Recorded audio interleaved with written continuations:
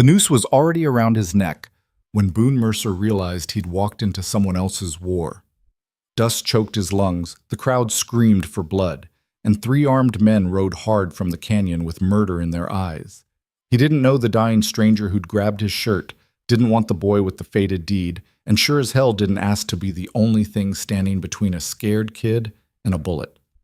But that's exactly what he'd become. If you want to see how a drifter with nothing to lose became the most dangerous man in the territory, stay until the end and drop a comment with your city so I can see how far this story travels. The rope burned. That was the first thing Boone Mercer felt when consciousness clawed its way back. Rough hemp cutting into the sunburned skin of his throat, his boots scrambling for purchase on nothing but hot air and the splintered edge of a wagon bed. His hands were lashed behind him, the knots professionally tight, the kind that didn't come loose no matter how hard a man thrashed. The second thing he felt was rage. Not at the situation. He'd been in worse. Not at the men who'd strung him up. He'd faced meaner. But at the sheer stupidity of dying for something he didn't do, in a place he'd never been, because he'd made the mistake of watering his horse at the wrong creek. "You got anything to say, Drifter?" The voice came from below, thick with satisfaction. Boone blinked through the dust and glare, focusing on the speaker. A heavy-set man with a sheriff's star pinned crooked on his vest, sweat stains spreading under his arms like dark wings. Behind him, 24 townspeople had gathered in a loose semicircle, their faces hungry for spectacle, but uncertain, like they weren't quite sure what they were watching. Boone worked his jaw, testing whether it was broken.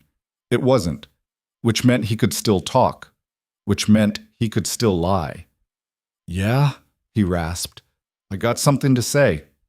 The sheriff grinned, showing tobacco-stained teeth. "Let's hear it then. Make it good. We don't get much entertainment out here." "You're standing in horse shit." There was a beat of stunned silence. Then someone in the crowd laughed, a short, surprised bark that was quickly stifled. The sheriff's grin curdled. "That's real funny, friend. Real—" The gunshot cracked across the desert like a whip. The sheriff jerked, stumbled, looked down at the spreading red bloom on his shoulder with an expression of pure bewilderment. The crowd scattered like startled quail, screaming, diving behind water troughs and hitching posts. Boone felt the wagon lurch as whoever was holding the reins panicked and let go. Then everything happened at once. 3 riders exploded out of the canyon to the east, horses lathered and wild-eyed, kicking up a wall of dust that turned the afternoon sun into a copper smear. They weren't lawmen. Boone could tell that much from the way they rode.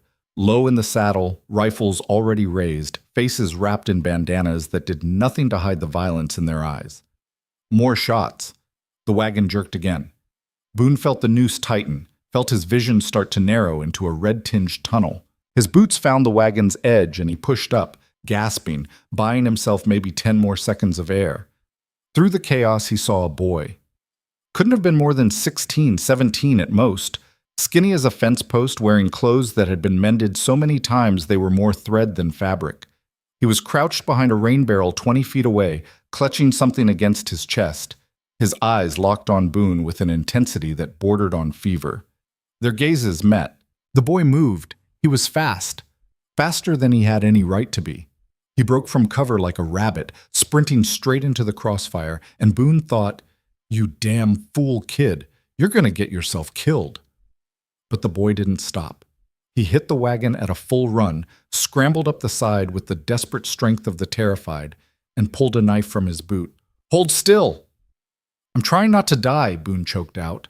The boy sawed at the rope. The riders were closing in, maybe 50 yards out now. Their horses' hooves thunder against the hardpan. Someone, probably the sheriff, bleeding and furious, fired back, and the bullet whined past close enough that Boone felt the heat of it. The rope snapped. Boone fell hard, hit the wagon bed with his shoulder, rolled, and came up gasping. His hands were still bound, but he could breathe, which meant he could think, which meant he could survive. "Come on!" The boy grabbed his arm, surprisingly strong for someone so scrawny. "This way!" They ran. Boone didn't ask questions. There wasn't time. The boy seemed to know where he was going, darting between buildings with the confidence of familiarity, taking them away from the main street and into the narrow, shadow-filled gaps between structures that hadn't seen fresh paint in a decade. Behind them, the shooting intensified, became a rolling thunder that echoed off the canyon walls. They burst out of the alley into a small courtyard behind what looked like an abandoned livery. The boy finally stopped, chest heaving, and turned to face Boone. "Turn around," he said. "What?" "Your hands. Turn around so I can cut you loose." Boone complied.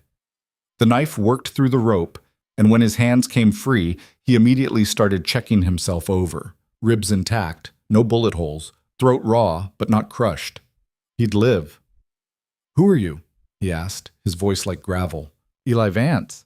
The boy was already moving again, heading for a pair of horses tied in the shade. "And you're Boone Mercer." That stopped him cold. "How the hell do you know my name?" "My uncle told me." Eli was untying the horses with quick, efficient movements. "He said you'd be coming through. He said when you did, I should find you. He said—" The boy's voice cracked just slightly. "He said you were the only one I could trust." "Your uncle's got me confused with somebody else." "No, he doesn't."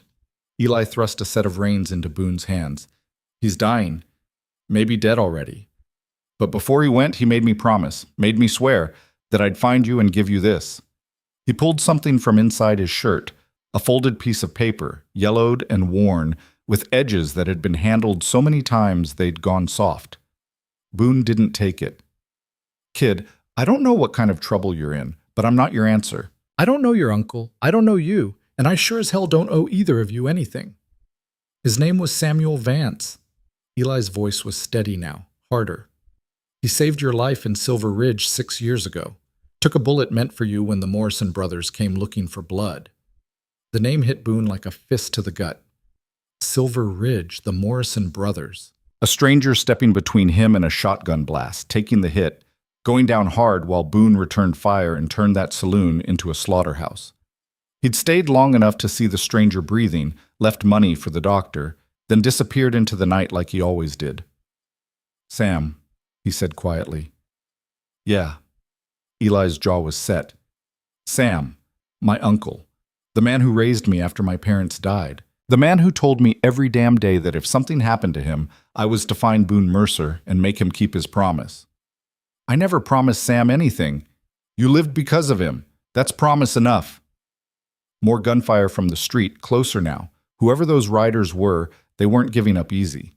Boone could hear shouting, the splintering crack of wood as doors were kicked in, the terrified screams of people who'd come out for a hanging and gotten a war instead. He looked at the paper in Eli's hand, looked at the kid's face, thin and sunburned and stubborn as hell. Thought about Sam Vance, who'd been just another stranger in just another saloon until he'd decided to be something more. "How'd Sam die?" he asked. Eli's throat worked. "They shot him 3 days ago. Said he was trespassing on land that wasn't his, but that's a lie. It was his land, my land now. He had the deed and everything. They just wanted it for themselves." "Who's they?" "Men from Dry Mesa. That's where we're going. That's where the property is." Eli's hand trembled slightly, but his voice stayed firm. "Sam said you'd take me there. Said you'd make sure I got what was mine." Boone wanted to say no. Every instinct in his body screamed at him to get on that horse and ride in the opposite direction, to let the kid and his problems and his dead uncle fade into the dust like everything else he'd left behind. He'd spent 15 years keeping himself free. No ties, no debts, no responsibilities beyond surviving one more day. But he could hear Sam's voice in his head, calm and certain. "You take care of your own, Mercer. That's what separates men from animals." "Damn it," he muttered. He snatched the paper from Eli's hand, shoved it in his pocket without looking at it, and swung up onto the horse. "We ride hard, and we don't stop. You fall behind, I'm not coming back for you. Clear?" Eli was already mounting. "Clear!" They kicked their horses into motion just as the first rider rounded the corner behind them, a lean man with a rifle and a face carved from pure meanness. He shouted something, raised the weapon, but Boone and Eli were already gone, their horses stretching out into a full gallop that ate up the distance between the livery and the open desert. The town fell away behind them. The shooting faded. The dust rose up in choking clouds that painted the world sepia and surreal. After an hour, Boone slowed enough to look back. Nothing but empty horizon and heat shimmer. No pursuit visible, though that didn't mean much. Men who wanted something badly enough could track through worse. "They'll follow," Eli said, as if reading his thoughts. "Yeah." "You sorry you helped me?" Boone considered that. He'd been strung up, shot at, and dragged into somebody else's fight, all before noon. His throat hurt, his shoulder was going to bruise like hell, and he had no idea what kind of mess this kid was dragging him toward. "Ask me again when we're not being hunted," he said. They rode on. The desert had a way of making time meaningless. Hours could pass like minutes, or minutes could stretch into small eternities, and the only constant was the heat, dry and absolute, pressing down like a physical weight. Boone kept them moving at a steady pace, stopping only when the horses demanded it, always scanning the horizon for signs of pursuit. Eli didn't complain. The kid was tougher than he looked, sitting his saddle with the ease of someone who'd grown up on horseback, his eyes constantly moving, alert to every shadow and sound. As the sun began its slow descent toward the western mountains, painting the sky in shades of orange and blood red, Boone finally allowed them to make camp in a narrow draw between two rock formations. There was no water, but at least the stone would hide their fire if they needed one. They didn't risk it. Instead, they ate jerky and hardtack in silence. The horses picketed nearby, and Boone finally pulled out the paper Eli had given him. It was a deed, like the kid had said. Legal and official-looking, dated 3 years back, transferring ownership of 40 acres in Dry Mesa from a man named Josiah Bell to Samuel Vance. The signatures were notarized, the stamps authentic. "Your uncle buy this?" Boone asked. "Won it." Eli's voice was flat. "Card game." Josiah Bell was drunk and desperate, bet the land when he had nothing else. Sam tried to refuse, said it wasn't right, but Bell insisted, made him take it, said maybe someone deserving would do something good with it. "And what's on this land?" "Nothing." Eli met his eyes. "That's what everyone says. It's dead ground. No water, no grass, nothing but rock and dust." Sam didn't care. He said land was land, and someday it might mean something. He was going to build a house there. Start over. But someone didn't want him to. "No." Eli's jaw tightened. "They came at night, said the land was cursed, said nobody wanted it, and nobody should have it. When Sam showed them the deed, they laughed, said paper didn't mean anything in Dry Mesa, only power did. And they had all the power." "Who's they?" "The Kincaid brothers. Holt and Reese. They run Dry Mesa, the saloon, the land office, the sheriff, everything. If you want to do business in that town, you do it through them. If you cross them—" Eli's voice caught. "Sam crossed them, so they killed him." Boone refolded the deed carefully, his mind working through the angles. Land nobody wanted, but someone was willing to kill for. A dying man's last request. A kid with nowhere else to go, and nothing but a piece of paper between him and the grave. He should have said no. Should have handed the deed back, given the kid enough money for a horse and supplies, and pointed him toward a town where the Kincaid brothers' reach didn't extend. Instead, he said, "Tell me about Dry Mesa." Eli's eyes widened slightly, hope flickering across his face like lightning. "You'll take me." "I'll take you as far as the town. What happens after that?" Boone shrugged. "We'll see." It wasn't a promise. It wasn't even really an agreement, but it was enough. Eli's shoulders straightened, and for the first time since they'd fled the hanging, he smiled. "Dry Mesa's about 60 miles west-southwest," he said. "Built up during the Silver Rush 20 years ago, but the mines played out fast. Most folks left. The ones who stayed—" He paused, searching for words. "They're survivors. The kind who either had nowhere else to go or couldn't afford to leave. It's not a good place, but it's home." "And the Kincaids?" "Came about 10 years back, bought up the old claims for nothing, consolidated the land, started charging people to stay on property they'd lived on for years. Anyone who complained—" Eli made a cutting gesture across his throat. "They disappeared, or they learned to keep quiet. Now the Kincaids own everything, and everyone knows it. Except your uncle. Except Sam." Pride crept into Eli's voice. He wasn't afraid of them. Said men like that only had as much power as you gave them, and he wasn't giving them a damn thing. Boone could respect that. Stupidity, maybe, but admirable stupidity. They settled in for the night, taking turns on watch. Boone took first shift, sitting with his back against stone that still held the day's heat, listening to the desert's night sounds, the distant howl of coyotes, the whisper of wind through sage, the small scratchings of creatures he'd never see. He thought about Sam Vance, about a stranger stepping into the path of a bullet, about debts that couldn't be measured in money or time. When Eli's breathing deepened into sleep, Boone pulled out the deed again and studied it by moonlight. 40 acres in dry mesa, worthless ground. So why did it feel like he was riding towards something that mattered? They reached dry mesa 2 days later, riding in from the north just as the sun climbed toward its zenith. The town looked exactly like Eli had described, a collection of weathered buildings clustered around a main street that was more dust than road, with the mountains rising behind it like broken teeth. There were maybe 24 structures in total, half of them clearly abandoned, their windows empty as dead eyes. A faded sign at the edge of town read, Dry Mesa, Pop, 127, though Boone doubted the count was anywhere near accurate. "Stay close," he told Eli, "and keep your mouth shut unless I tell you otherwise." They rode in slowly, drawing stares from the handful of people visible on the street.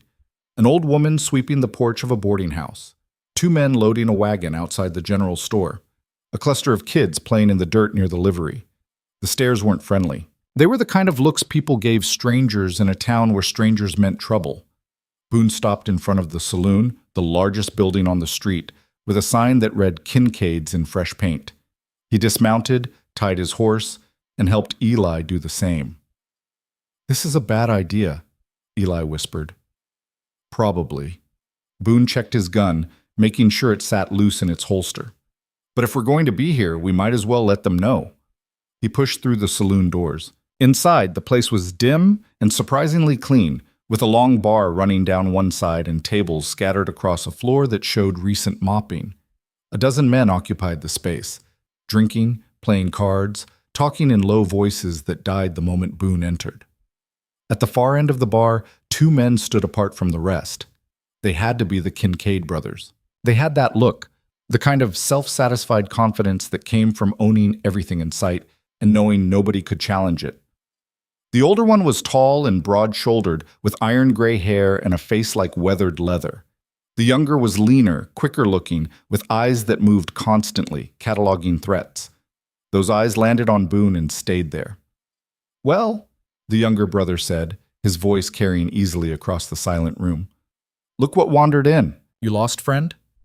Boone walked to the bar, his boots echoing on the floorboards. Eli followed, staying slightly behind. "Looking for information," Boone said. "Heard you boys run things around here." The older brother smiled. It didn't reach his eyes. "Holt Kincaid. This here's my brother Reese, and yeah, you could say we keep things organized. What kind of information you after?"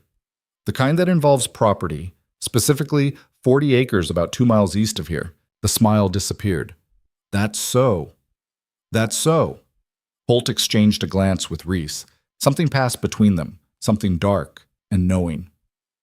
"And what's your interest in that particular piece of dirt?" "It belongs to the boy." Boone nodded toward Eli. "He's got the deed, legal and notarized. Figured we'd come verify the claim." "Is that right?" Reese pushed off from the bar, moving with the lazy confidence of a man who'd never lost a fight. "The boy. You got a name, boy?" Eli's voice was steady. "Eli Vance." The reaction was immediate. Every man in the room stiffened. Someone dropped a glass, and it shattered against the floor with a sound like breaking bones. Holt's face went cold. "Sam Vance's nephew." "That's right." "Sam Vance is dead." "I know." Eli's hands were trembling, but he kept them visible, kept his voice level. "He was killed. Murdered. But the land's still mine. The deed says so." "The deed?" Holt laughed, a short, ugly sound. "You think a piece of paper means something here?" Sam thought the same thing. "Look where it got him." Boone felt the tension in the room ratchet up another notch. Men were shifting positions, hands drifting toward weapons. This was the moment, the point where things could either settle down or explode. He kept his voice calm. "The boy's got a legal claim. We're not here to cause trouble. We just want what's his." "What's his?" Reese was circling now, moving to cut off the exit. "You hear that, Holt?" They want what's theirs, like we're just supposed to hand it over because some dead man's nephew showed up with a drifter for backup. I'm not backup, Boone said quietly. I'm just making sure the kid gets a fair shake. Fair. Holt spit the word like poison. You want to talk about fair? That land's been nothing but bad luck for 20 years. Every man who's tried to stake a claim on it has ended up broke or dead. The ground's cursed, worthless. But Sam Vance thought he was different, thought he could make something out of nothing. He leaned forward, his voice dropping. He was wrong. Maybe he was. Boone met his stare without flinching. But that's for the boy to find out, not you. For a long moment, nobody moved. The saloon was so quiet Boone could hear the scrape of a chair leg on the floor above, the distant bark of a dog outside. Then Holt smiled again, and this time it was worse than the anger. You know what? You're right. It's the boy's land. He's got the deed. Who are we to argue with that?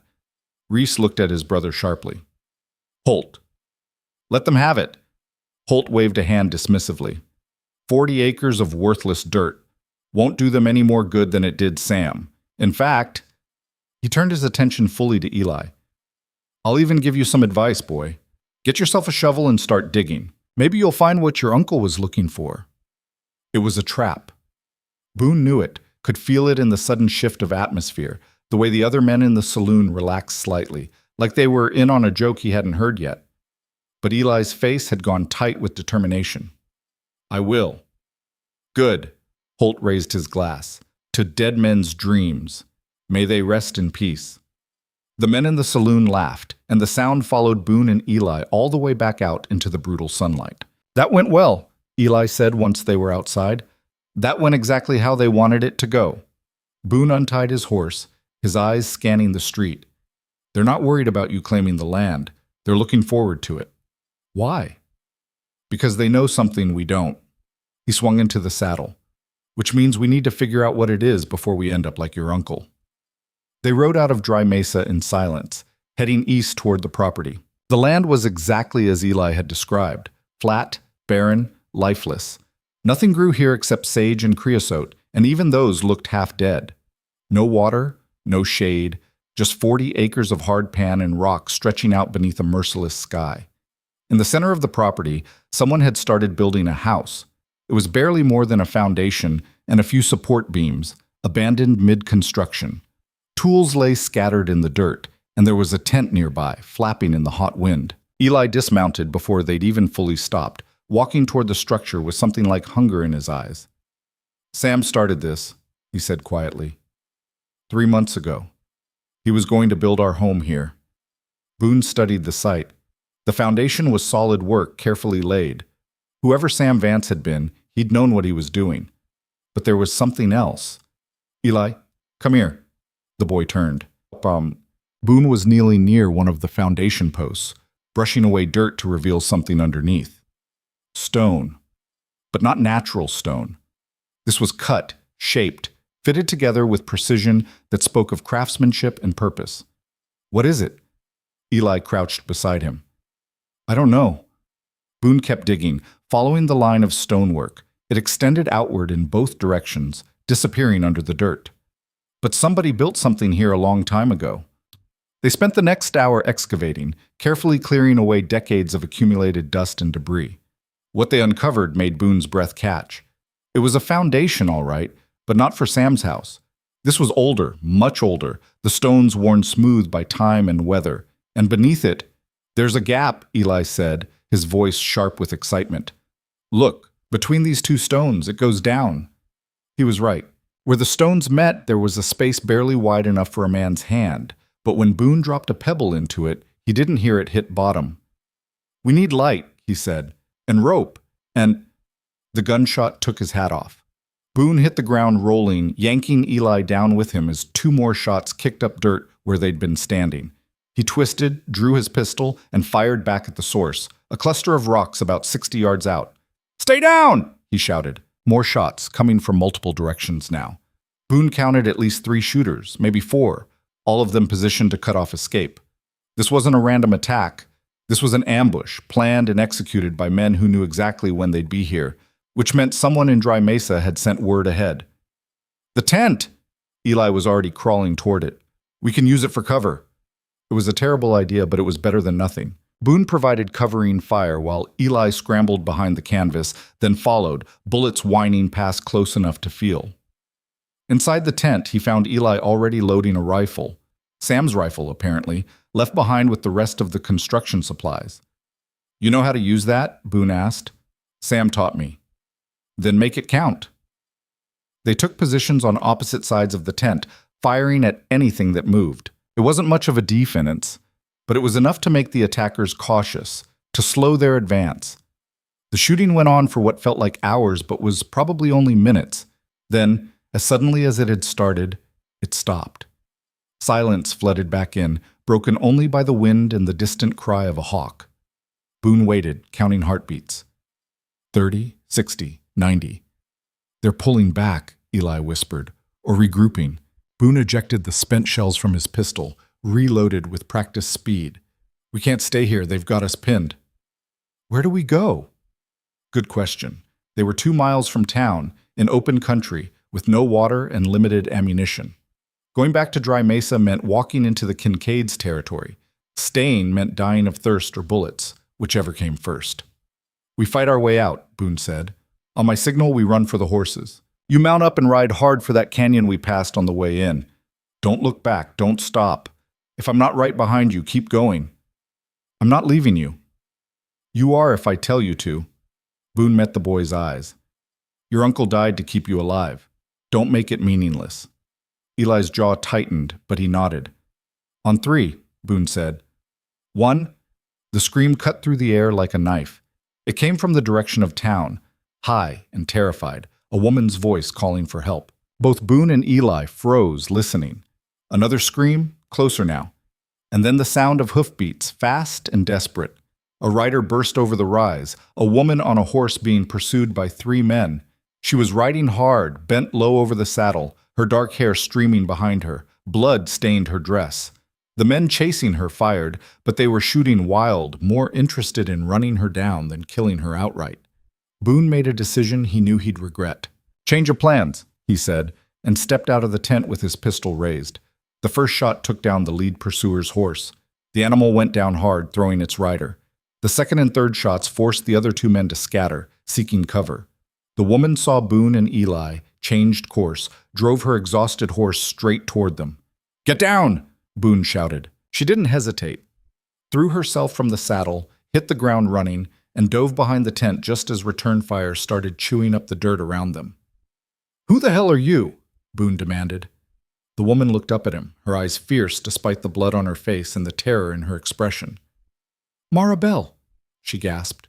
And if you're Eli Vance, we've got about 30 seconds before they kill us all. Mara Bell didn't wait for introductions. She grabbed the rifle from Eli's hands, checked the load with movements so practiced they were almost musical, and fired 3 rapid shots at the men trying to flank their position. One went down clutching his leg.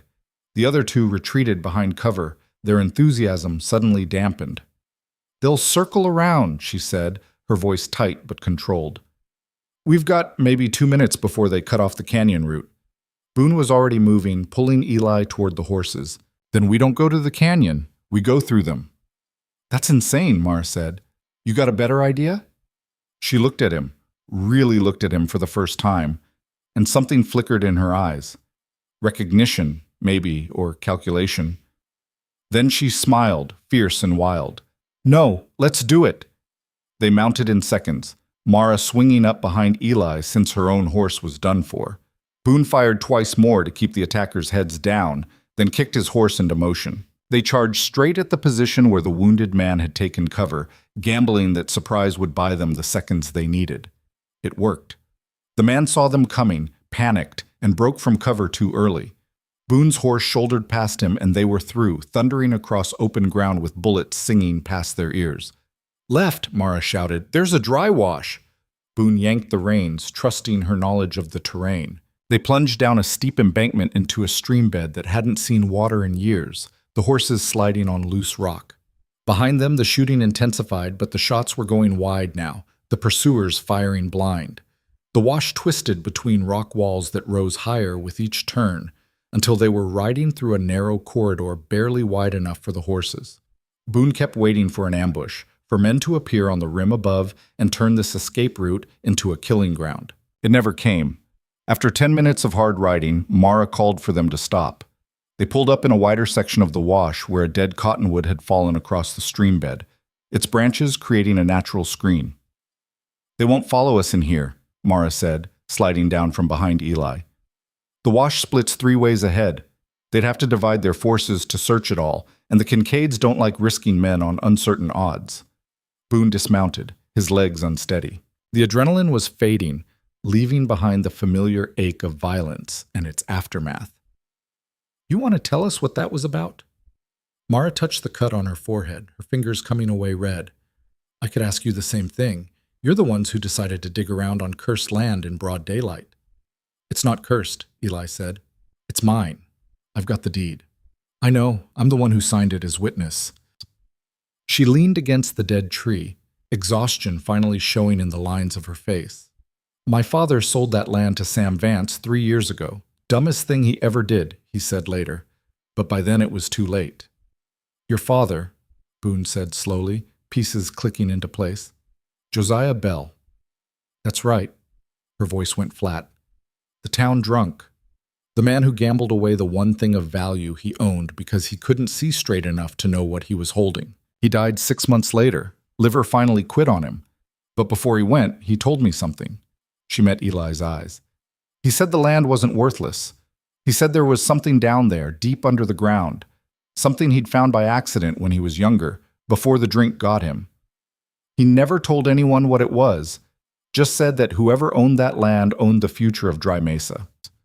The silence that followed was broken only by the horse's heavy breathing and the distant call of a crow. "So why'd he sell it?" Boone asked. "Because the Kincaids found out he knew something. They started pressuring him, threatening him. My father was a lot of things, but he wasn't a fighter. He got scared, started drinking heavier.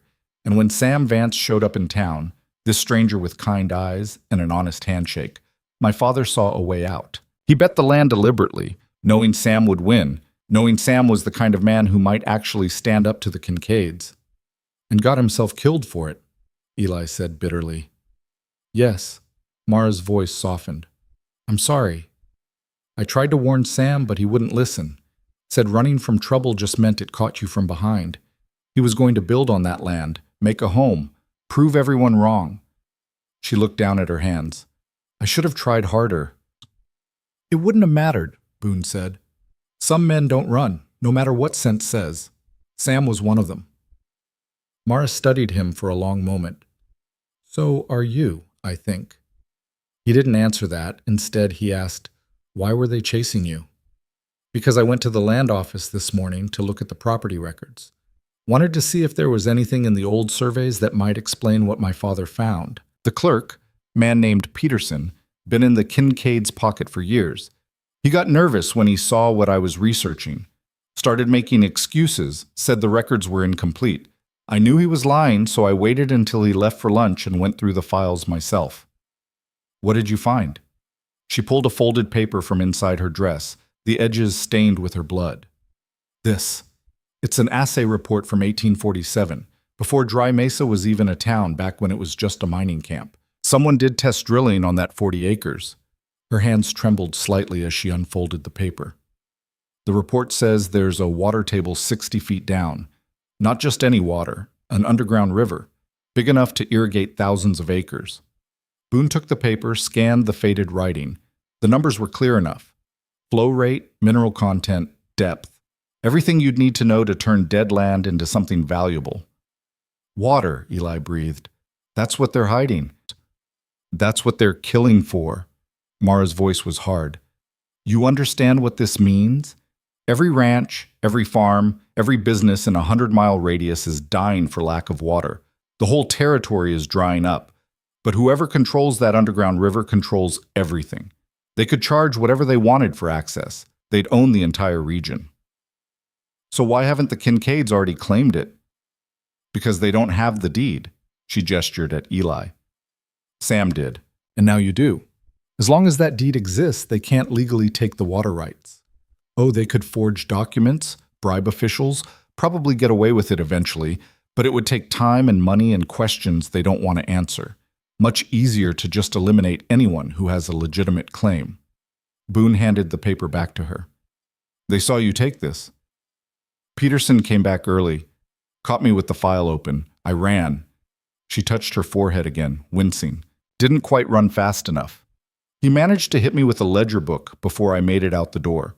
Then he started yelling for help, and half the town came running. Half the town works for the Kincaids, Eli said.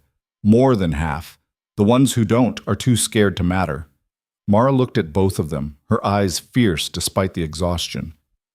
You need to understand what you're up against. The Kincaids don't just own the land and the businesses. They own the people. The sheriff, the judge, the bank manager, all of them dance when Holt and Reese pull the strings. If they want you dead, nobody in Dry Mesa is going to stand in their way. Then we don't give them the chance to make it official, Boone said. We prove what's down there, make the claim public, and get the territorial authorities involved before the Kincaids can bury it. Mara laughed, but there was no humor in it. You think the territorial government is going to care? You think they're going to send help to a dried-up mining town on the edge of nowhere? We're on our own out here, always have been. She was right, and Boone knew it. But admitting that meant admitting there was no way out, and he wasn't ready to do that yet. Then we make them care, he said. We dig down to that water table, we document everything, and we make so much noise that ignoring us becomes more expensive than helping us. With what manpower? What equipment? Mara gestured at the emptiness around them. Sam spent 3 months trying to dig on that land. He barely got 10 feet down before the Kincaids' harassment drove him off. You think you're going to do better? I think I don't have a choice. Eli's voice was quiet, but absolute. That land is mine. The water under it is mine. My uncle died defending that, and I'm not going to let it be for nothing. Mara looked at the boy for a long moment, something shifting in her expression. You sound just like him, that same stubborn, suicidal determination. She shook her head. All right, I'm in. You don't have to, Eli started. Yes, I do. That land should have stayed in my family. My father's weakness gave it away, but that doesn't mean I'm going to let the Kincaids steal it. If you're going to dig, you'll need someone who knows the town, knows the people, knows where the bodies are buried, literally and otherwise. She straightened, ignoring the blood still trickling down her face. Besides, they already tried to kill me this morning. Might as well make it worth their while. Boone recognized the look in her eyes. It was the same expression he'd seen in mirrors after particularly bad days. The kind of determination that came from having nothing left to lose except dignity. Then we need supplies, he said. Rope, lamps, digging tools, water, and we need them without alerting the Kincaids that we're planning anything. There's a way. Mara was already thinking it through, her mind working.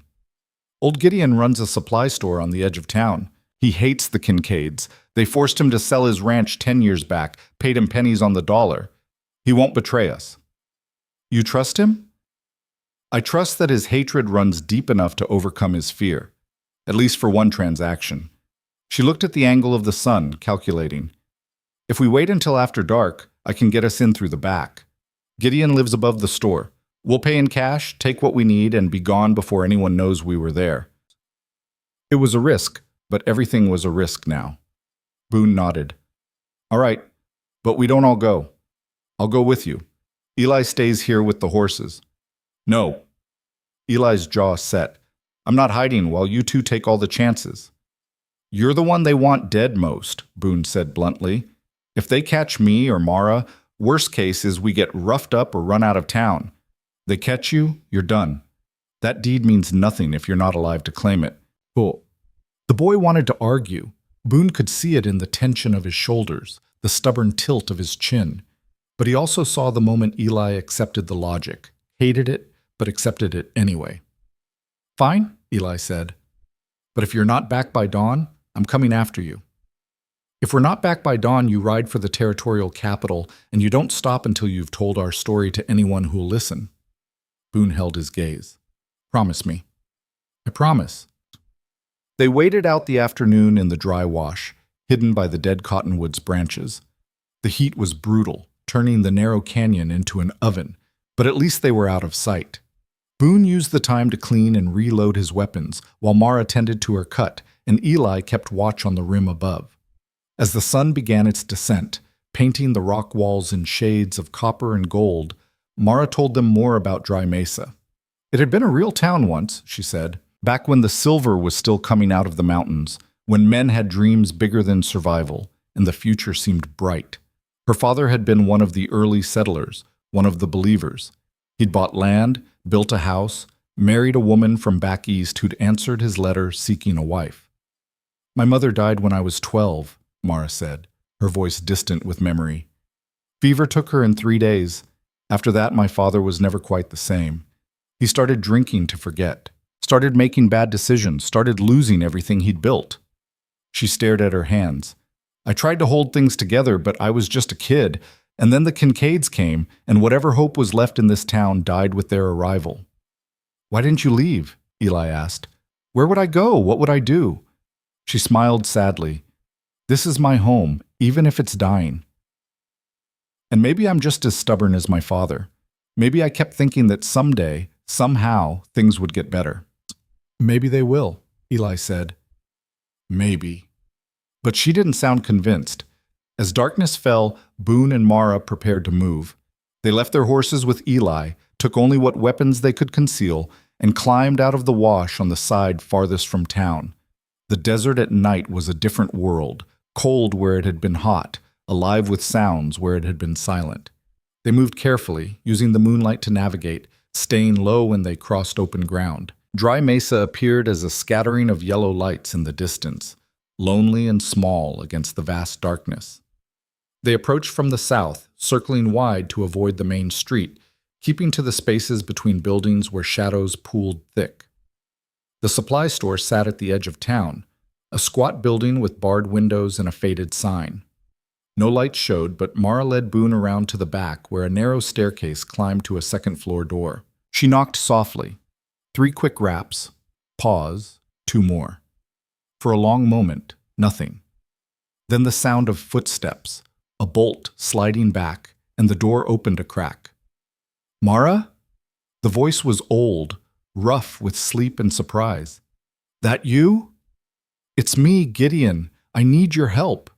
The door opened wider, revealing a man in his 70s with a shock of white hair and eyes that had seen too much. He looked past Mara to Boone, his expression hardening. Who's he? A friend. He's with Eli Vance, Sam's nephew. Something flickered in Gideon's face. Sorrow, maybe, or regret. I heard what happened to Sam. Terrible thing. Kincaids? Who else? Gideon stepped back, letting them enter. The room was small and cramped, filled with the smell of old tobacco and older memories. You shouldn't be here. If they find out I helped you, they won't, Mara said. We'll be gone before anyone knows. We just need supplies, rope, oil lamps, digging tools, and we'll pay cash. I don't want your money. Gideon moved to the window, peering out at the street below. But I'll help. Sam was a good man. He deserved better than what this town gave him. He turned back to them. You're going after the water, aren't you? Boone stiffened. What do you know about that? More than you'd think. I was here in '47 when they did the original surveys. I was just a kid, working as a runner for the mining company. I saw the assay reports before they disappeared. Knew there was something valuable under that ground. His face hardened. The Kincaids know too. They've known for years, been sitting on it like dragons on gold, waiting for the right moment to claim it all. Then help us take it from them, Mara said. Gideon studied them both, his old eyes sharp. Then he nodded. Downstairs. Take whatever you need. But be quick about it. The Kincaids have men who patrol after midnight, and they don't ask questions before shooting. They descended into the store, moving through the darkness with Gideon's help. He showed them where everything was stored, helped them gather rope and lamps and picks. When they were done, Boone tried to press money into his hand. Keep it, Gideon said. Just promise me one thing. What? When you find that water, when you prove it's real, you make sure everyone knows. Not just the Kincaids. Everyone. Every dried-up ranch, every dying farm, every person in this territory who's suffering from thirst. You make sure they know there's hope. I promise, Boone said. They loaded the supplies into canvas bags, preparing to leave the same way they'd come. But as Mara opened the back door, Gideon caught her arm. There's something else you should know, he said quietly. The Kincaids are planning something. I heard Reese talking to the sheriff yesterday. They're going to make an example of someone. Send a message that no one challenges their authority. Who? Mara asked. Gideon's face was grim. They didn't say, but whoever it is, it's going to be public, and it's going to be soon. They slipped back into the night, moving fast now, the weight of the supplies and Gideon's warning driving them forward. They were halfway back to the dry wash when Boone heard it, the sound of horses, multiple riders, coming from the direction of town. Move! He hissed. They ran, abandoning stealth for speed. Behind them, shouts erupted. Someone had seen them, or heard them, or just gotten lucky. It didn't matter. What mattered was reaching Eli before the pursuit caught up. They crashed through brush and jumped over rocks, the supplies banging against their backs. The riders were gaining, their horses fresher, their knowledge of the terrain better. Boone could hear individual voices now, could make out words. There, 2 of them. Cut them off at the wash. They weren't going to make it. Boone knew it with the cold certainty of experience. The riders would reach the wash first, would trap Eli, and this whole desperate gamble would end in blood and failure. Unless... He stopped running, grabbing Mara's arm. Keep going. Get to Eli. Get out of here. What are you... Just go. He shoved her forward, then turned and headed in the opposite direction, making as much noise as possible. The riders heard, adjusted course, following the easier target. Boone led them away from the wash, away from Mara and Eli, drawing them deeper into the maze of canyons and broken ground. He ran until his lungs burned, until his legs felt like water, until the only thing keeping him moving was the knowledge that stopping meant dying. And when he finally couldn't run anymore, when his body simply refused to go another step, he found himself in a box canyon with walls too steep to climb and only one way out. The way the riders were coming from. He drew his pistol, checked the cylinder. 5 shots left. Not enough, but it would have to be. The riders appeared at the canyon mouth, 4 of them, spread out, taking their time. They knew he was trapped, knew there was nowhere to go. The man in front was the one Boone recognized from the saloon, Reese Kincaid, looking pleased with himself. Well now, Reese said, looks like the drifter made a wrong turn. Happens, Boone said. You should have kept riding when you had the chance. Should have left the boy to his fate, but you just had to play hero. Reese dismounted, his hand resting easy on his gun. My brother wanted to let this play out natural. Let the boy dig himself into poverty and failure. But me? I think clean and quick is better. So shoot, Boone said. Or are you the kind who just talks about it? Reese's smile didn't waver, but something cold entered his eyes. I'm the kind who makes examples. See, word's going to spread about what happened to you, about how you came to Dry Mesa, stuck your nose where it didn't belong, and ended up face down in the dirt. And people are going to remember that. Going to think twice before they cross us. People already fear you, Boone said, but fear only works until someone decides dying is better than living scared. Philosophical, aren't you? Reese drew his gun. Let's see how philosophical you feel with a bullet in your gut. The shot echoed off the canyon walls, but it wasn't Reese who fired. The Kincaid brother stumbled, clutching his shoulder, his gun falling from nerveless fingers. His men spun, reaching for their weapons, and that's when all hell broke loose. Gunfire erupted from the canyon rim, not just one shooter, but multiple, their muzzle flashes lighting up the darkness like lightning. The Kincaid's men went down, some wounded, some just diving for cover, all of them suddenly more concerned with survival than capture. Boone didn't waste time questioning it. He ran forward, grabbed Reese's fallen gun, and put a bullet into the ground next to the man's head. Next one's not a warning, he said. Then he was moving again, sprinting past the confused riders, past their panicking horses, out of the canyon and into the open.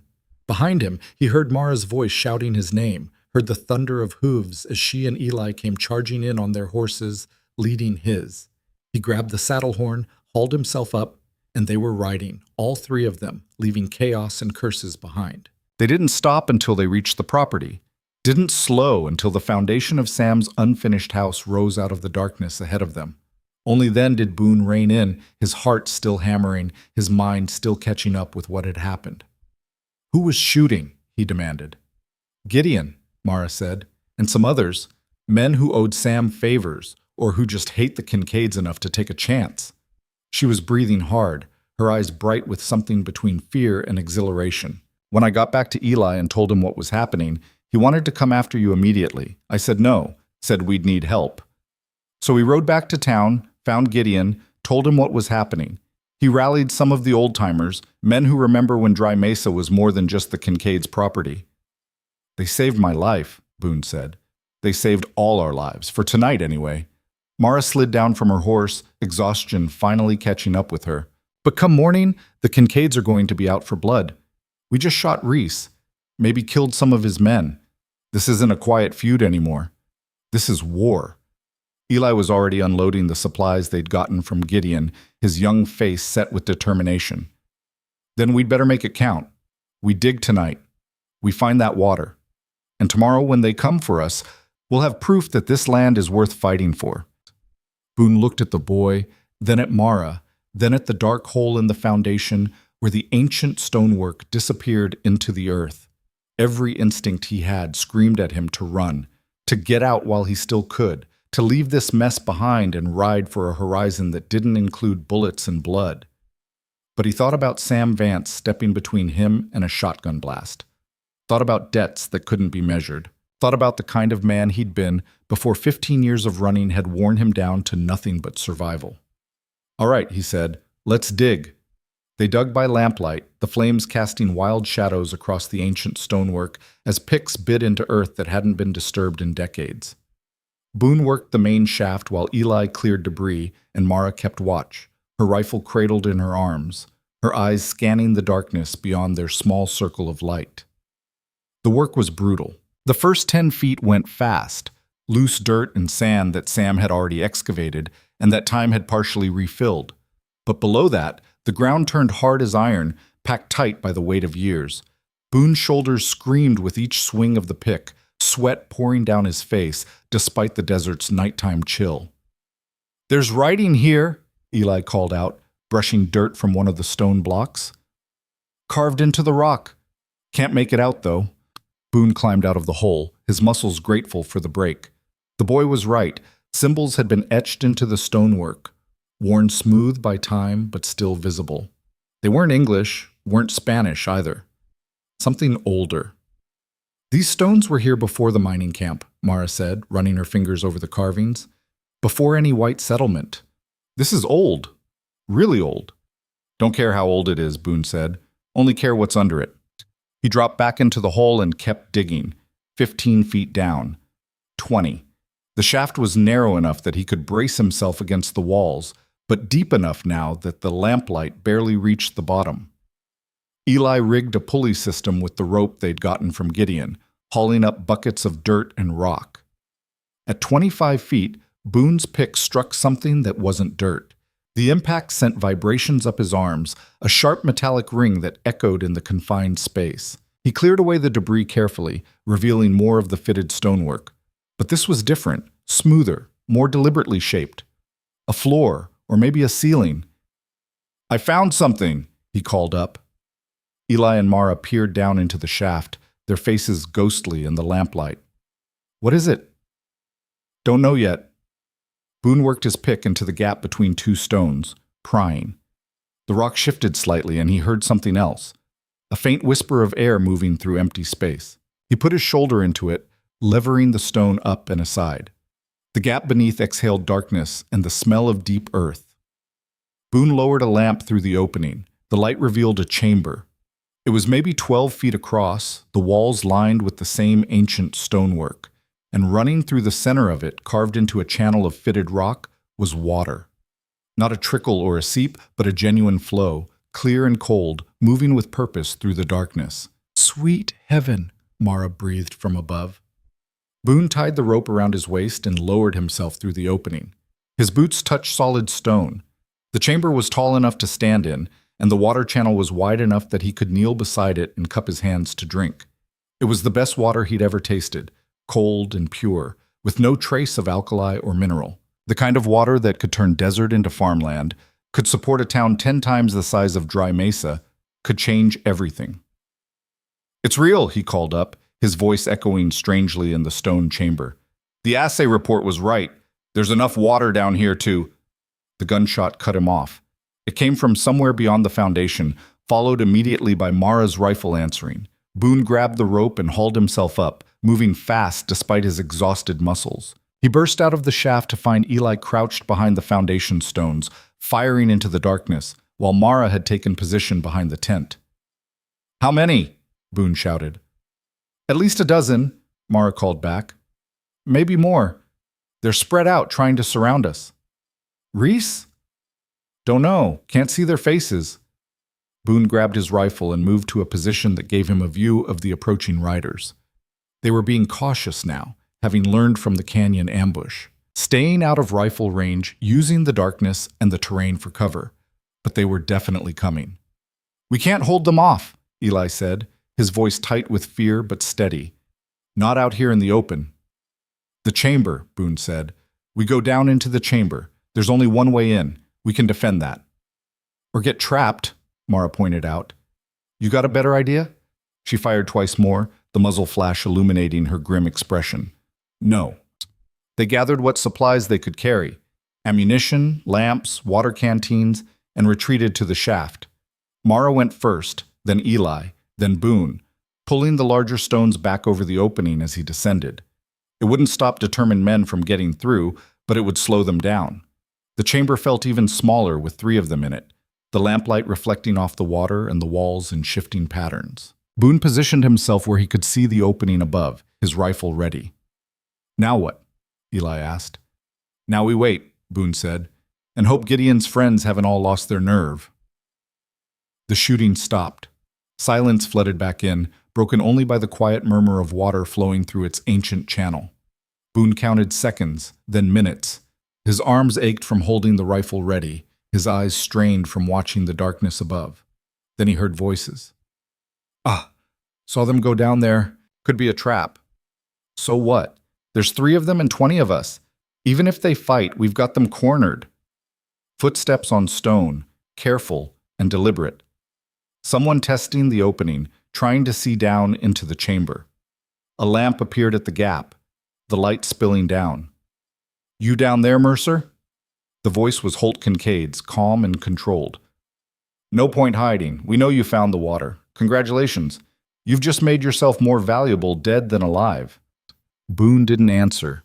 Let them wonder. Let them worry. "Here's how this plays out," Holt continued.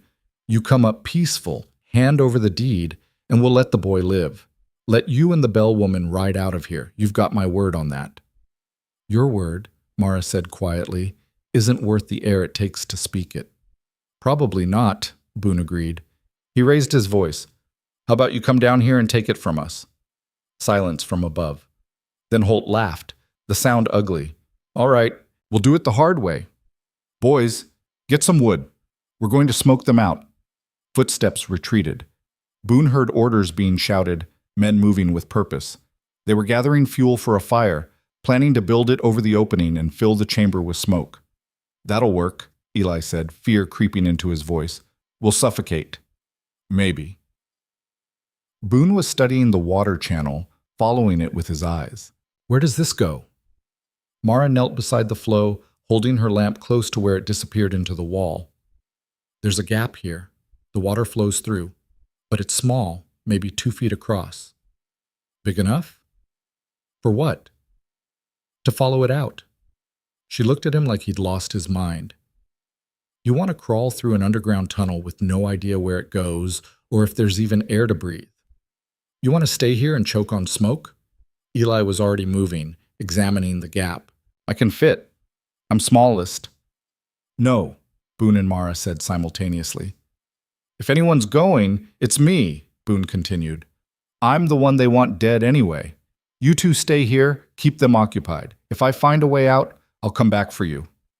"And if you don't?" Mara asked. "Then you surrender and hope Holt keeps his word about letting you live."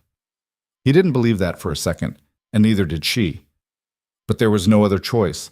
Above them, the sounds of preparation continued. Men dragging lumber, the smell of kerosene, the scrape of flint on steel.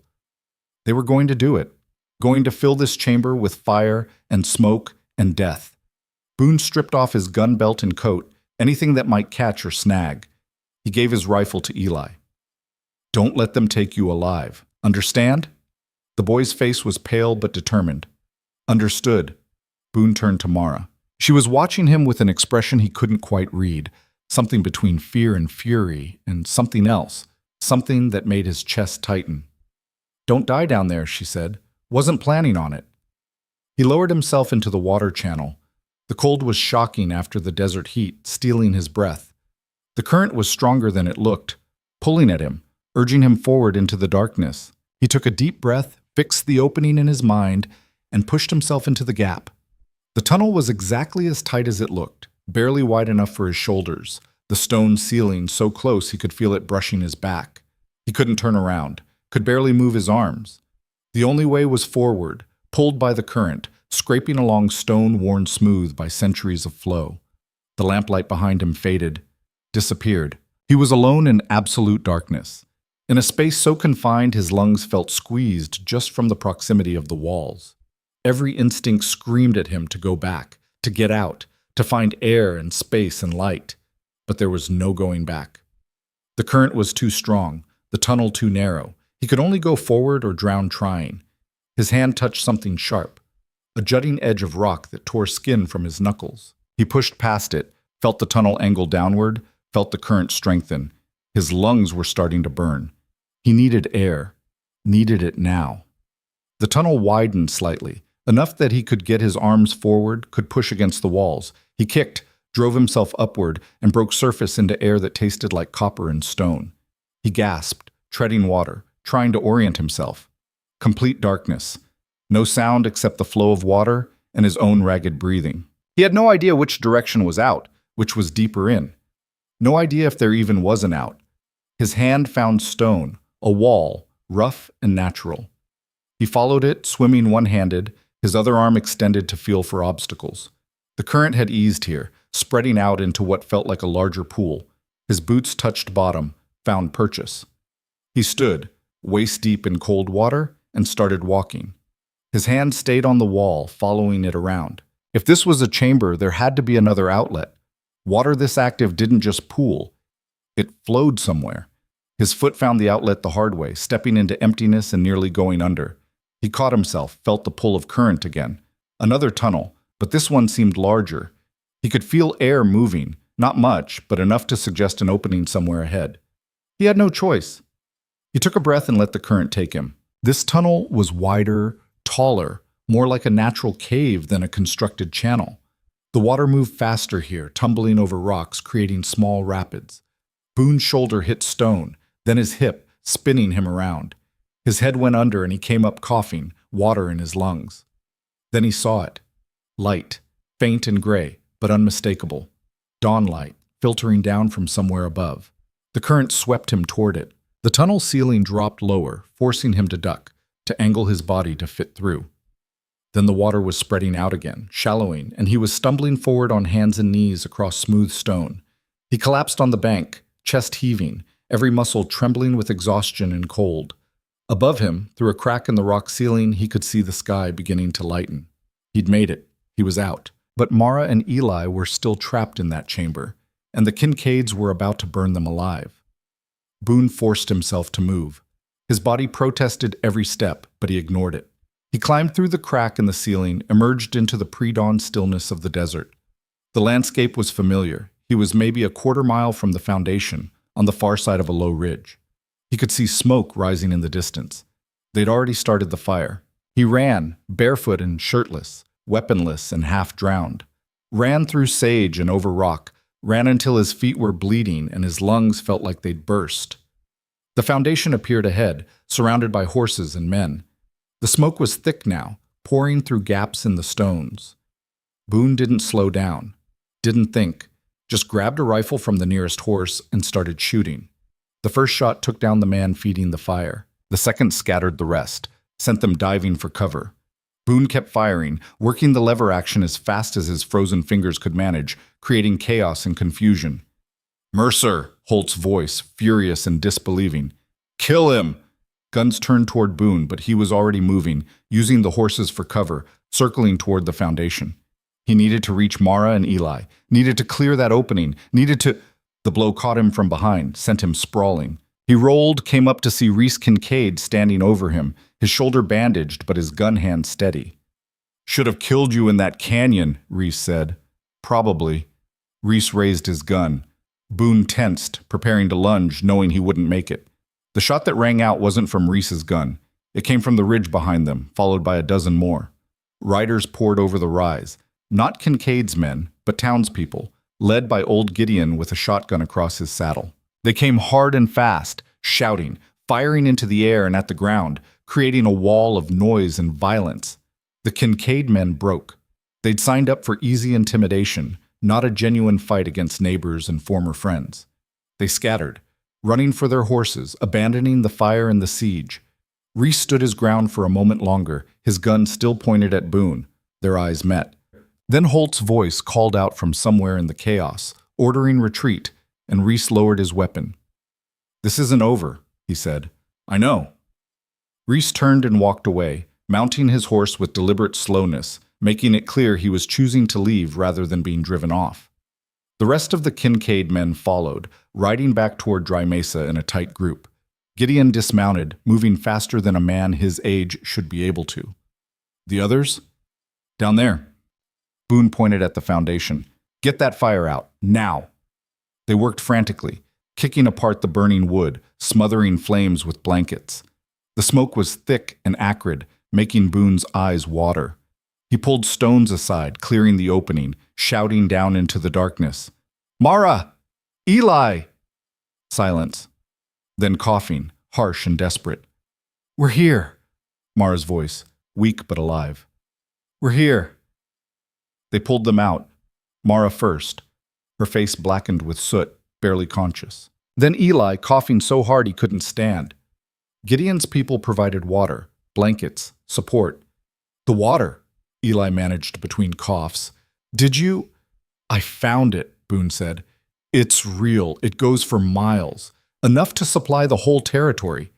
Gideon was staring at the foundation with something like awe. "Then it's true. After all these years, it's really true." "It's true," Boone confirmed, "which means the Kincaids are going to come back. And next time, they'll bring more men and fewer scruples. Let them come." Mara was sitting up now, anger burning through the exhaustion in her eyes. "We've got proof now. We've got witnesses. We've got a hole in the ground that proves there's water," Boone interrupted. "But we don't have the law on our side. We don't have the territorial government backing us. All we have is what we can hold by force." "Then we get the law," Eli said. His voice was still rough, but the determination was clear. "We ride to Carson City. We file the proper claims. We get the territorial authorities to recognize my deed." "That's 3 days' ride minimum," Gideon said. "And the Kincaids control every road between here and there. You'd never make it." "Then we don't go to Carson City." Mara was on her feet now, swaying but upright.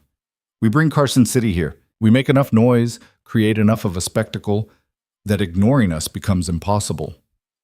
"How?" Boone asked. She smiled, fierce and wild. "We do what the Kincaids fear most. We tell everyone. Every rancher, every farmer, every person dying of thirst within 100 miles. We tell them there's water here, unlimited water, and all they have to do is stand with us against the men trying to steal it." It was insane. It was impossible. It would draw attention from every direction. Not all of it friendly. But looking at the faces around him, at these people who'd risked everything to save 3 strangers, Boone realized it might be the only chance they had. "We'll need time," he said. "Time to spread the word, time to fortify this position, time to—" "We'll give you time." Gideon straightened his shoulders. "Me and mine, we'll go back to town. We'll be the Kincaids' eyes and ears, let them think they're still in control. Meanwhile, you send riders out in every direction. Tell them what you found. Tell them to come see for themselves. And when enough people are here, when the Kincaids can't make us all disappear, we force their hand." It was a plan. Not a good plan, maybe, but better than nothing. They spent the next hour organizing. Gideon and most of his people would return to Dry Mesa, maintaining the illusion of normalcy. 3 of his most trusted men would ride out, north to the ranching country, east to the failing farms, south to the mining settlements. They'd carry the message about the water, about the fight, about the future. Boone, Mara, and Eli would stay at the foundation. They'd fortify the position, document everything about the water source, and prepare for the inevitable confrontation. As Gideon prepared to leave, he pulled Boone aside. "You know the Kincaids won't let this stand. They'll come at you with everything they have." "I know. And even if you win, even if you expose them and break their power, the territorial government might just replace them with someone worse, might decide this water is too valuable to leave in the hands of a drifter and an orphan boy." "I know that too." Gideon studied him for a long moment. "Then why are you doing this?" Boone thought about that. Thought about Sam Vance and a stranger's sacrifice. Thought about running for 15 years and never finding anything worth stopping for. Thought about the look in Eli's eyes when he talked about his uncle's dreams. "Because someone has to," he said finally, "and it might as well be me." Gideon nodded slowly. "Your uncle would be proud," he said to Eli, who drifted close enough to hear. "Sam always said the measure of a man wasn't what he took, but what he gave, what he stood for." "He stood for this," Eli said, gesturing at the foundation, the hole, the water flowing somewhere beneath their feet. For the idea that a man could own something honest, could build something real, without having to bow to anyone. "Then we make sure he didn't die for nothing." Mara's voice was hard. "We make sure everyone knows what he found, what he fought for." They watched Gideon and his people ride back toward Dry Mesa, the dust of their passage hanging in the morning air like a question. Then they were alone. 3 people, 40 acres of cursed land, and a secret that could change everything. Boone looked at Mara, at Eli, at the foundation that had become something more than just broken stone and abandoned dreams. "All right," he said, "let's get to work." They fortified the foundation first, using stones and timber to create barriers that would provide cover in a fight. Then they documented everything, measuring the water flow, testing the depth, making notes that could be verified by independent surveyors. Eli proved to have a neat hand and a head for details, creating records that would stand up to legal scrutiny.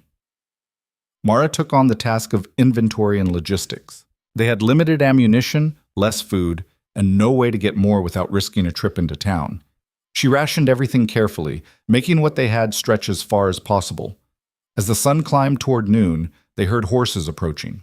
Boone grabbed his rifle, but Mara recognized the rider, one of Gideon's men returning early. "What happened?" she called out. The man dismounted, his face grim. "The Kincaids know. They know Gideon helped you. They've got the sheriff drawing up arrest warrants for everyone who rode out this morning, charging them with attempted murder, arson, theft, every crime they can think of." "That's a lie," Eli said. "Doesn't matter if it's a lie. In Dry Mesa, the Kincaids are the law, and they're planning to use that law to crush anyone who stands against them." The man pulled a folded paper from his shirt. "But there's more. This came on the Telegraph this morning. Thought you should see it." Boone unfolded the paper. It was a notice from the Territorial Land Office, dated 2 days ago. A claim had been filed on the property where they stood, filed by the Kincaid brothers, citing abandonment and unpaid taxes. "That's impossible," Mara said. "Eli has the deed. The taxes are paid through next year. The land office doesn't care about facts. They care about who's got the most money and the most influence." The writer spat into the dust. "The Kincaids are trying to steal it legal-like. If that claim goes through, your deed won't mean anything." Boone felt something cold settle in his gut. This was the real fight, not bullets and ambushes, but paperwork and corruption, the kind of battle you couldn't win with a gun. "How long do we have?" he asked. "Telegraph says the claim will be processed in 10 days, unless someone contests it in person at the land office in Carson City." 10 days. Eli's voice was hollow. "We can't get there and back in 10 days, not with the Kincaids watching every road." "Then we don't go to Carson City," Boone said. "We bring the land office here." "How?" "We make this a public issue. We get enough people involved that the territorial government has to send someone to investigate, someone who isn't in the Kincaids' pocket." Mara was already thinking it through. "We'd need witnesses, lots of them. People willing to testify about the water, about the harassment, about everything the Kincaids have done." "We'd need more than witnesses," Boone said. "We'd need proof that their claim is fraudulent, documentation that the taxes were paid, that the land was never abandoned, that—" I can do that. Eli's voice was suddenly strong. Sam kept records, every payment, every receipt, every transaction. He kept them all in a lockbox at the boarding house in town. The boarding house is in Kincaid territory, Mara pointed out. I know, but the woman who runs it, Mrs. Chen, she helped raise me when I was young. She won't betray us. It was another risk, another gamble, but everything was a gamble now. You're not going alone, Boone said. Neither are you, Mara added. They'll recognize you on sight, but they might not pay attention to me. A woman running errands doesn't look like a threat. Until you are one, Boone said. She smiled. That's the idea. They planned it carefully. Mara would ride in during the afternoon lull when most people were inside avoiding the heat. She'd go to the boarding house, retrieve the lockbox from Mrs. Chen, and get out, simple and quick. Boone and Eli would stay at the foundation, ready to provide backup if things went wrong. They'd keep the horses saddled, weapons ready, escape routes planned. As Mara prepared to leave, Boone pulled her aside. If you're not back in 2 hours, I'm coming after you. Give me 3. Mrs. Chen will want to talk, and if I rush, it'll look suspicious. 3 hours. Not a minute more.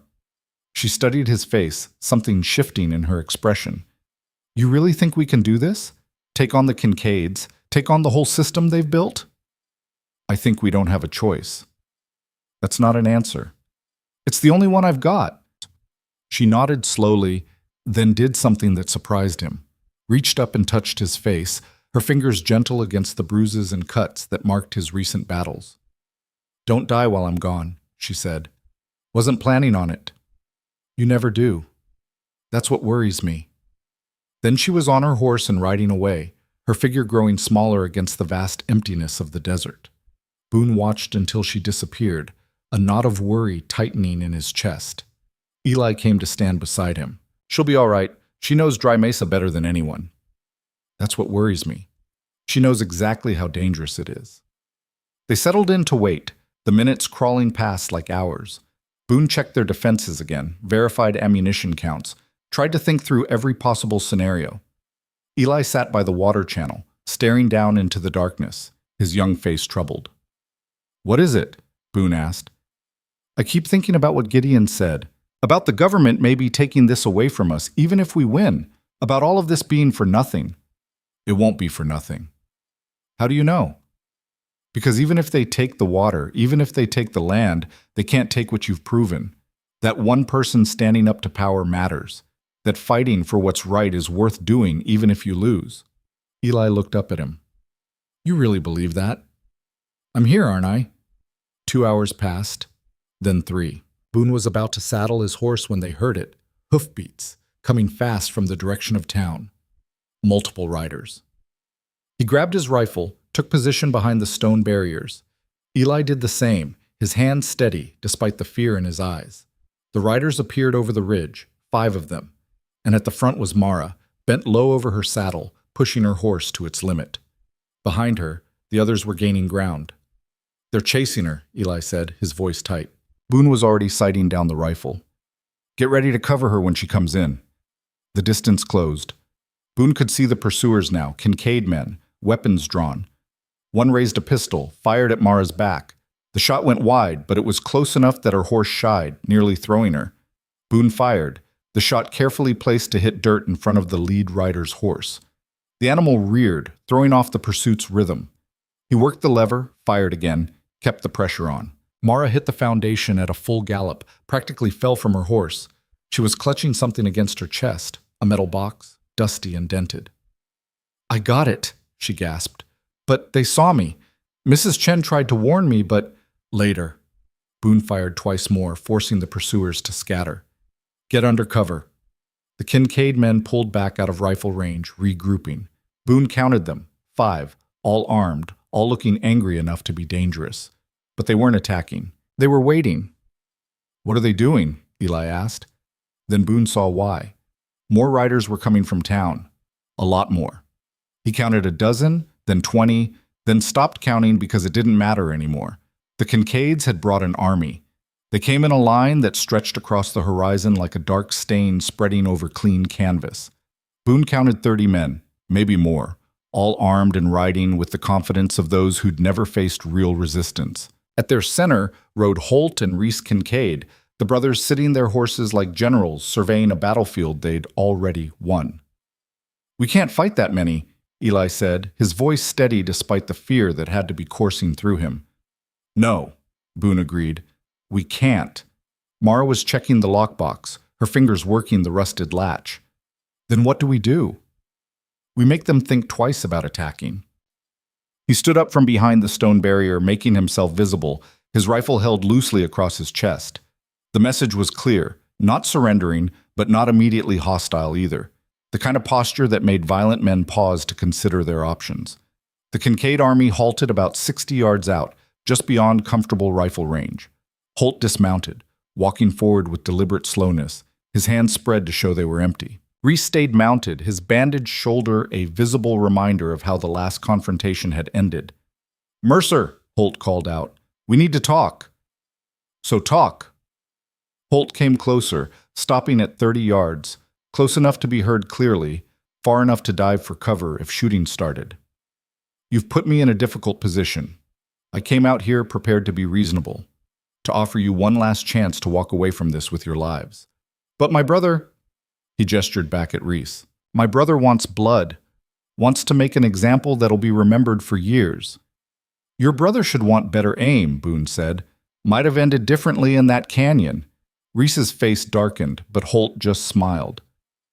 "See, that's the problem. You're funny, Mercer. You're tough. In different circumstances, I might even respect you. But you're standing between me and something I need, and I always get what I need. The water isn't yours to take. The water belongs to whoever can hold it. Right now, that's me. I've got 30 guns out here. You've got 3 people and whatever ammunition you haven't burned through defending this pile of rocks." Holt's voice remained calm, reasonable. "The math isn't complicated. Math changes when people start dying," Boone said. "You come at us. Some of your men don't go home. Maybe a lot of them. And for what? A piece of land that's caused nothing but trouble? For the future of this territory. For control of the only reliable water source within 200 miles. For wealth beyond anything you can imagine." Holt's mask slipped slightly, revealing the hunger underneath. "That water can make me a king, Mercer. It can turn Dry Mesa from a dying town into a capital. And you think I'm going to let a drifter and a boy stop me? The boy has the deed. The deed is going to burn with everything else when we're done here." Holt gestured at the foundation, the tent, the meager defenses they'd built. "Last chance. Ride out now. Leave the boy. Leave the woman. Leave everything. I'll give you a horse, supplies, enough money to get you somewhere else. Somewhere far away. Or you can stay and die with them." It was the offer Boone had been expecting. The one he'd heard variations of a dozen times over the years. Walk away, save yourself. Let someone else pay the price for resistance. He'd taken that offer before, more times than he could count. Had told himself it was practical, that survival mattered more than principles, that one man couldn't change anything anyway. But he looked at Eli's young face, set with stubborn determination. Looked at Mara, who'd risked everything to retrieve a lockbox full of papers because papers mattered, because proof mattered, because truth had to count for something. And he thought about Sam Vance stepping between a stranger and a bullet for no reason, except that it was the right thing to do. "No," he said. Holt's expression didn't change, but something cold entered his eyes.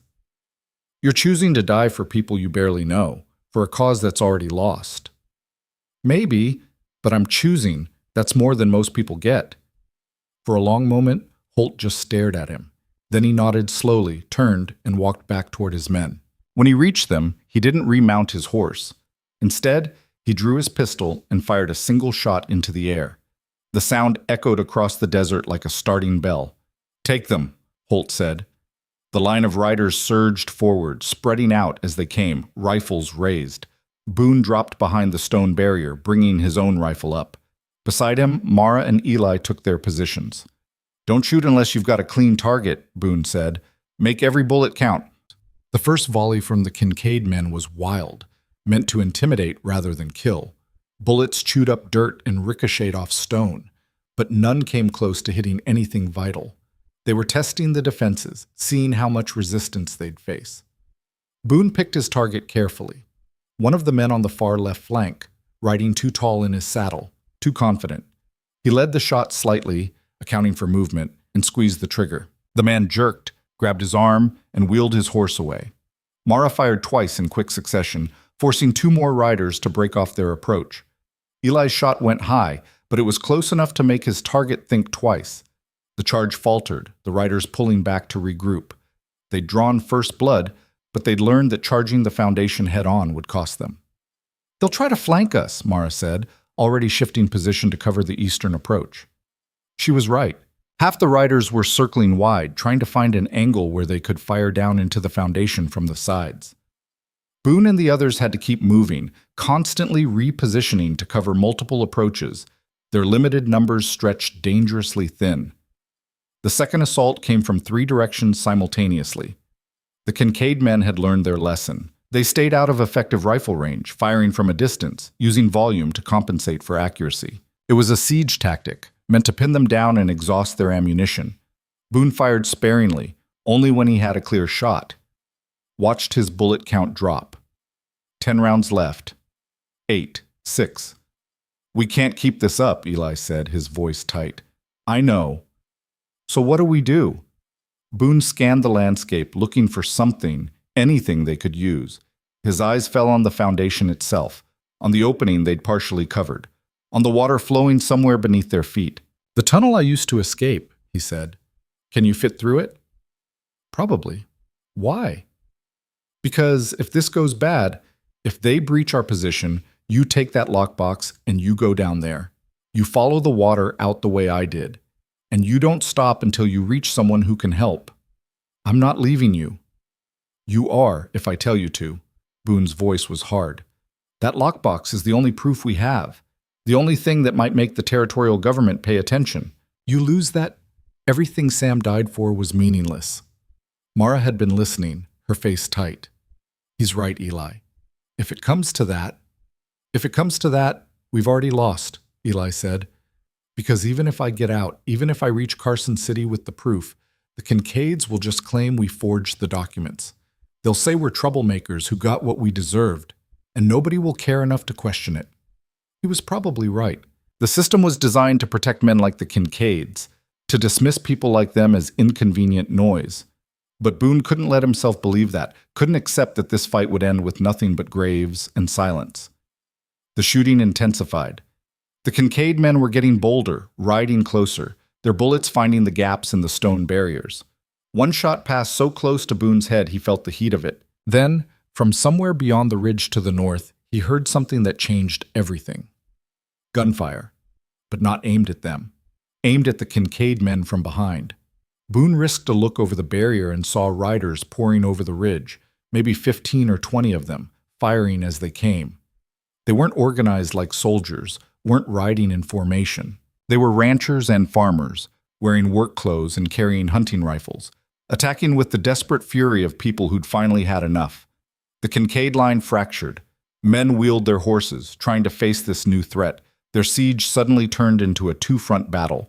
Boone heard Holt shouting orders, trying to restore control, but the discipline of hired guns only went so far when they started taking fire from unexpected directions. "Who are they?" Eli asked. Mara was staring at the newcomers, recognition dawning on her face. "It's Patterson and the Miller brothers, and those are ranchers from the northern range, the ones whose wells have been drying up." "Gideon's riders," Boone said. "They got the word out, told them about the water." More riders appeared on the western ridge. Another group, smaller, but just as determined. They didn't charge straight in. Instead, they took positions on the high ground, laying down covering fire that forced the Kincaid men to take cover. The battle descended into chaos. Riders scattered across the desert, the clean lines of attack dissolving into small knots of combat. Boone used the confusion to grab more ammunition from their dwindling supply, to reinforce the barriers that had been weakened by gunfire. "We need to push them," he said, "while they're disorganized. If we stay defensive, they'll regroup and overwhelm us." "Push them how?" Mara asked. Boone was already moving, heading for the horses. "We hit them from the side they're not expecting. We make them think we've got more people than we do. We make them afraid." It was insane. They were three people charging into a battle involving 50 or more, but staying put meant dying slowly, and Boone had never been good at patience. He swung into the saddle, checked his rifle. Mara and Eli were right behind him, their faces set with the same desperate determination. "Stay together," Boone said. "We hit the flank where they're thinnest. We make noise, we create chaos, then we break off before they can surround us. Clear?" "Clear," Mara said. They rode out from the foundation at a gallop, angling toward where a cluster of Kincaid men had taken position behind a rock outcropping. Boone fired from horseback, the shots wild but loud, and the men turned to face this new threat. That's when he saw the ranchers from the north closing in from the other side, catching the Kincaid men in a crossfire. The hired guns broke, abandoning their position, riding hard for the center where Holt and Reese were trying to maintain some semblance of command. Boone pressed the advantage, his horse thundering across open ground. He could see Holt now, could see the rage and disbelief on the man's face as his carefully planned siege collapsed into anarchy. Then Reese spotted him, and their eyes locked across 30 yards of dust and chaos.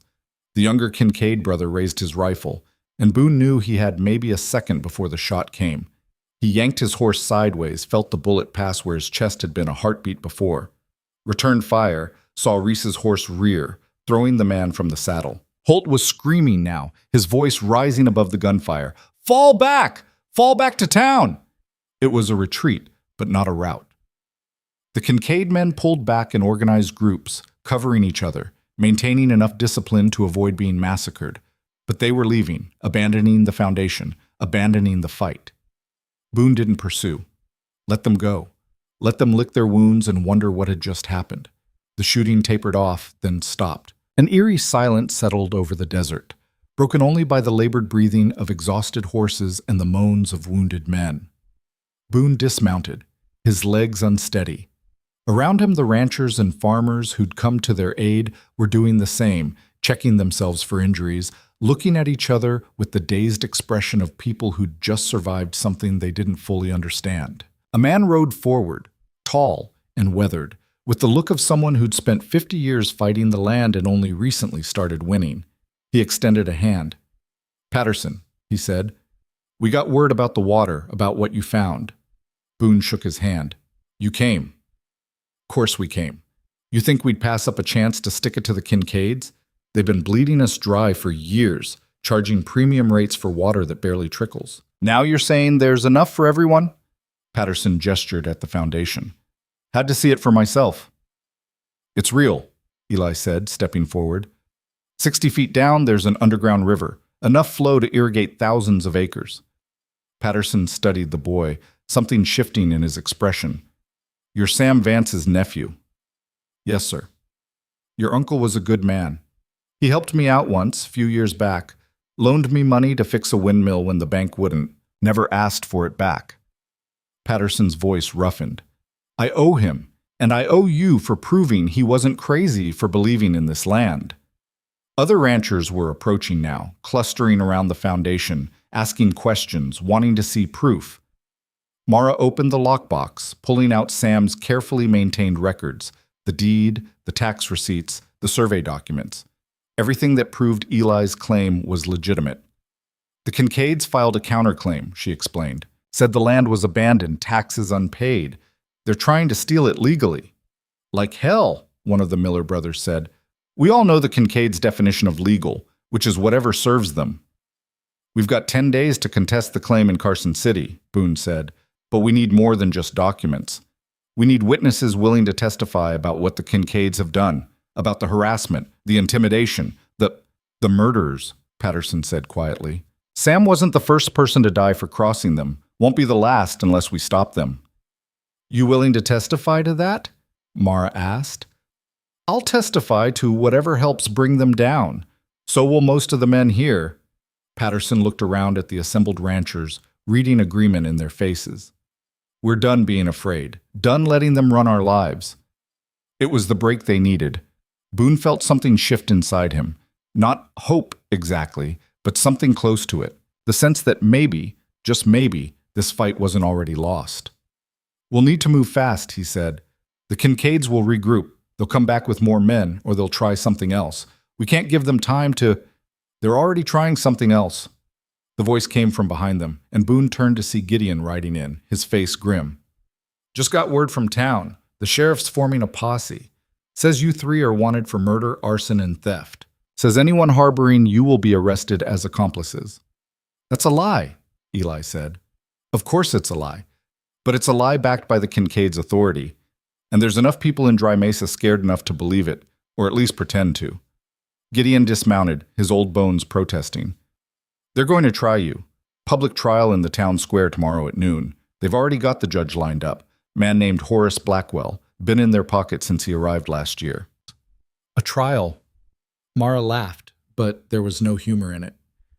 They can't beat us in a straight fight, so they're going to lynch us legally. That's about the size of it. Gideon looked at Boone. You could run. Take the boy, take the documents, head for Carson City. Get the territorial government involved before the Kincaids can stage their show trial. And leave everyone here to face them alone? Boone shook his head. They'll retaliate against anyone who helped us. Burn farms, destroy property, maybe worse. We run. We're just proving they can do whatever they want as long as they scare us enough. So what's the alternative, but? Gideon asked. You walk into that trial, you're walking into a trap. They'll convict you no matter what evidence you present. Boone looked at the foundation, at the water that flowed somewhere beneath it, at the people who'd risked everything to defend it. An idea was forming in his mind. Dangerous, probably stupid, but the kind of bold that just might work. We don't walk into their trial, he said slowly. We put them on trial. What are you talking about? Mara asked. They want a public spectacle? We give them one, but we control the narrative. We turn their show trial into an examination of everything they've done. We make them defend their actions in front of everyone. Patterson was nodding slowly. We've got witnesses. We've got documentation. If we can get enough people in that square, people who aren't afraid to speak up, the Kincaids will shut it down, one of the Miller brothers said. They control the sheriff, the judge, the whole apparatus. They control it because nobody's challenged them, Boone said. Because everyone's been too scared or too tired to fight back. But what if we show up with 50 witnesses, 100? What if we turn that square into a place where every person who's been hurt by the Kincaids can tell their story? They'll arrest everyone, Gideon said, or start shooting. Maybe, but they'll have to do it in public, in front of everyone. They'll have to show their true face instead of hiding behind legitimacy. Boone met the old man's eyes. Sometimes the only way to expose corruption is to force it into the light and make it defend itself. Mara was staring at him with something between admiration and disbelief. You want to turn their trial into our revolution. I want to give people a chance to stand up, to say enough, to take back what's theirs. He looked around at the assembled faces. But I can't do it alone. None of us can. This only works if we're all willing to stand together, to accept the risk, to face whatever consequences come. The silence that followed felt heavy with possibility. Then Patterson spoke up. I'm in. I've got nothing left to lose anyway. They've already taken everything but my pride, and I'll be damned if I give them that too. We're in, the Miller brothers said in unison. One by one, the others voiced their agreement. Not all of them. Some were too scared or too practical or just too worn down by years of defeat. But enough. More than enough. Gideon was the last to speak. You know this could end with all of us dead or in chains. I know, Boone said. And you're still willing to try it? I'm still willing to try it. The old man smiled, and for a moment Boone could see the young fighter he must have been decades ago. Then I guess we'd better start preparing. Because if we're going to do this, we're going to do it right. They worked through the night, planning and organizing. Messengers rode out to every farm and ranch within a day's travel, spreading the word about the trial and what it really meant. Gideon and some of the older men worked on compiling a list of grievances. Every theft, every abuse of power, every instance where the Kincaids had used fear instead of law. Mara and Eli organized the documents, creating a case file that would stand up to scrutiny. The deed, the tax records, the assay report about the water, affidavits from people willing to testify. It was a paper trail that told the story of systematic corruption. As dawn approached, Boone found himself standing at the foundation again, looking down into the darkness where the water flowed. This had started as a simple job, escort a boy to his property, make sure he got what was his. But it had become something bigger, something that mattered in ways he hadn't expected. Mara came to stand beside him. You think it'll work? Tomorrow? I think we'll find out either way. That's not an answer. It's the only honest one I've got. He looked at her, really looked at her, the exhaustion in her face, the determination that hadn't wavered despite everything. You don't have to be there tomorrow. You could ride out tonight, get clear before it starts. So could you. I made a promise to Sam. And I made a promise to my father, to not let the Kincaids turn his weakness into their victory. She touched the cut on her forehead, which had started to scab over. Besides, someone has to make sure you don't do anything stupid.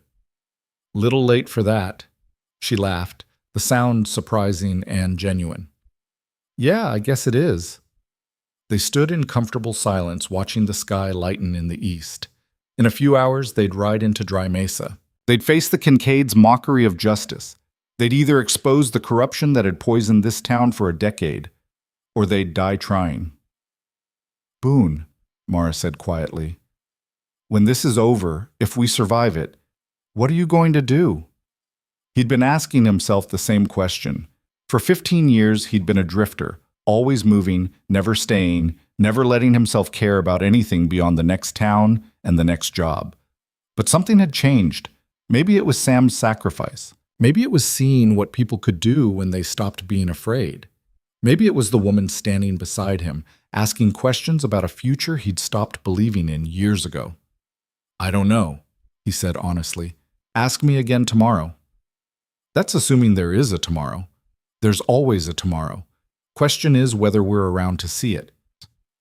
When the sun finally broke over the horizon, painting the desert in shades of gold and amber, they gathered, all of them, 50 people, who decided that this was the day they stopped running. They mounted their horses, checked their weapons, and prepared to ride into Dry Mesa one last time.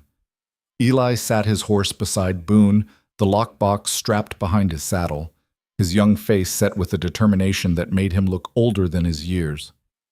You ready? Boone asked. No, but I'm going anyway. That's all anyone can ask. They rode out together, a ragged column of farmers and ranchers and townsfolk who'd found something worth fighting for. The sun climbed higher as they approached Dry Mesa, and Boone could see people gathering in the town square, drawn by word of the trial. The Kincaids were waiting. Holt stood on a raised platform that had been hastily constructed, looking confident despite yesterday's defeat. Reese was beside him, his arm in a sling, his eyes scanning the approaching riders with calculation. The sheriff and his deputies flanked the platform, hands resting on their guns. But there were others in the square too, townspeople who'd come to watch, who stood in uncertain clusters, whispering among themselves. Gideon was there, and Mrs. Chen from the boarding house, and other faces Boone recognized from their brief time in town. As they rode in, the square fell silent. Boone dismounted, helping Eli down, keeping Mara close. The ranchers and farmers spread out around them, creating a protective circle. Holt raised his voice, addressing the crowd. We're here to administer justice. These 3 individuals, he pointed at Boone, Mara, and Eli, stand accused of murder, arson, theft, and insurrection against lawful authority. Judge Blackwell has agreed to hear the case and render verdict. And stepped forward, thin and pinched, wearing a black coat and carrying a Bible and a law book. Judge Blackwell, presumably, looking every inch the corrupt official. Before we begin, Boone called out, his voice carrying across the square, I've got a question. Holt's expression soured. This isn't a debate, Mercer. It is now. Boone stepped forward, facing the crowd rather than the platform. You all know who I am. Know I'm a stranger here. But ask yourselves, why would a stranger risk everything for a piece of worthless land? Why would ranchers and farmers ride to defend it? Why would the Kincaids need 30 armed men to take it from one boy? Because you're criminals, Reese snarled, or because that land isn't worthless. Boone pulled the assay report from his coat, held it high.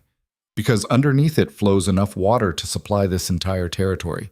Because the Kincaids have known about it for years, and kept it secret so they could control who lives and who dies of thirst. A murmur ran through the crowd. Holt's face darkened. That's a lie, he said. Then let's prove it. Let's dig down and see what we find. Let's examine the county records and see if they match the deed this boy carries. Let's hear testimony from everyone who's been hurt by your version of law. Boone gestured at the assembled witnesses. You want a trial? Let's have one. A real one, where truth matters more than power. For a moment, the square balanced on a knife's edge. It could go either way, violence or revelation, bloodshed or justice. Then Gideon stepped forward, his old voice clear and strong. I'll testify. About how the Kincaids forced me to sell my ranch for a fraction of its worth. About the threats they made when I refused. Mrs. Chen moved next. I'll testify about the night they burned down the Johansson place because the family wouldn't pay their water fees. One by one, people stepped forward, telling stories of extortion and intimidation, of justice denied and fear weaponized, of a system built on corruption and maintained through violence. And as they spoke, Boone watched Holt Kincaid's confident mask begin to crack, watched the crowd's uncertainty turn to anger, watched the foundations of power start to crumble under the weight of truth spoken aloud. This was the real battle. Not bullets and blood, but words and witnesses. Not who could fight harder, but who could no longer stay silent.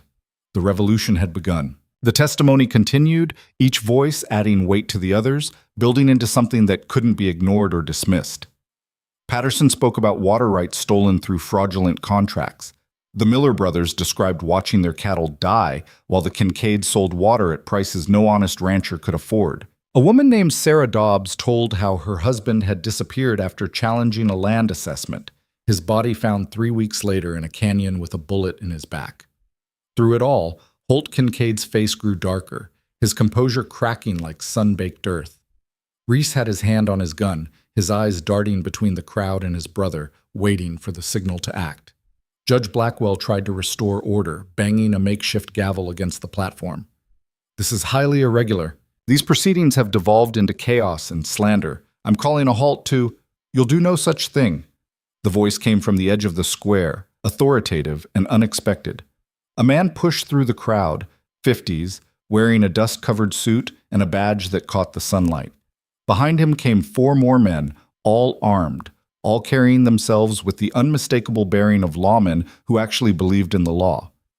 Who the hell are you? Holt demanded. Marshal Edwin Cartwright, Territorial Authority. He pulled a folded document from his coat. I'm here investigating reports of corruption, land fraud, and multiple homicides in Dry Mesa. Seems I arrived just in time. Boone felt something loosen in his chest. Gideon's riders hadn't just spread word to ranchers and farmers. They'd reached someone with actual authority, someone who couldn't be bought or intimidated. Holt recovered quickly, his politician's smile sliding back into place. Marshal Cartwright, what a pleasant surprise, though I'm afraid you've been misinformed. We're simply conducting a lawful trial of criminals who've been terrorizing our town. Is that so? Cartwright's gaze swept the square, taking in the assembled witnesses, the ranchers standing guard around Boone and the others, the tension thick enough to choke on. Because, from what I've heard in the last 10 minutes, it sounds more like your version of lawful has been terrorizing everyone else. Lies and exaggerations from malcontents, Reese said. I can believe whatever the evidence supports. Cartwright gestured to his deputies. And I've got enough testimony here to start a proper investigation, one that doesn't answer to you or your pet judge. He looked at Blackwell, who'd gone pale. Judge, you can step down now. Your services won't be needed. Now wait just a minute, Holt said, his voice hardening. You can't just ride into my town and your town? Cartwright's eyebrows rose. Funny, I thought Dry Mesa belonged to everyone who lived here, but maybe that's the problem. Maybe you've been thinking of it as your personal kingdom for so long, you forgot how the law actually works. The crowd was pressing closer now, emboldened by the marshal's presence. Boone could feel the shift in atmosphere, fear giving way to anger, silence giving way to voices that had been suppressed too long. I want to see this water, Cartwright said, turning to Boone. The underground river you claim exists. Can you prove it? I can show you the chamber we found, the water flowing through it. And we've got an assay report from 1847 that documents its existence. Eli stepped forward, opening the lockbox, pulling out the yellowed document. The Kincaids have known about it for years. They've been sitting on the information, waiting to claim it once they'd driven everyone else off the land. Cartwright examined the report, his expression growing grimmer. This is territorial property. Any water source of this magnitude falls under public resource statutes. If what you're saying is true, the Kincaids have been engaged in conspiracy to defraud the territory itself. That's absurd, Holt said, but there was desperation creeping into his voice now. We've done nothing but try to bring order to a lawless region. These people, he gestured at the crowd, they're ungrateful, they're liars, they're citizens with rights, Cartwright cut him off.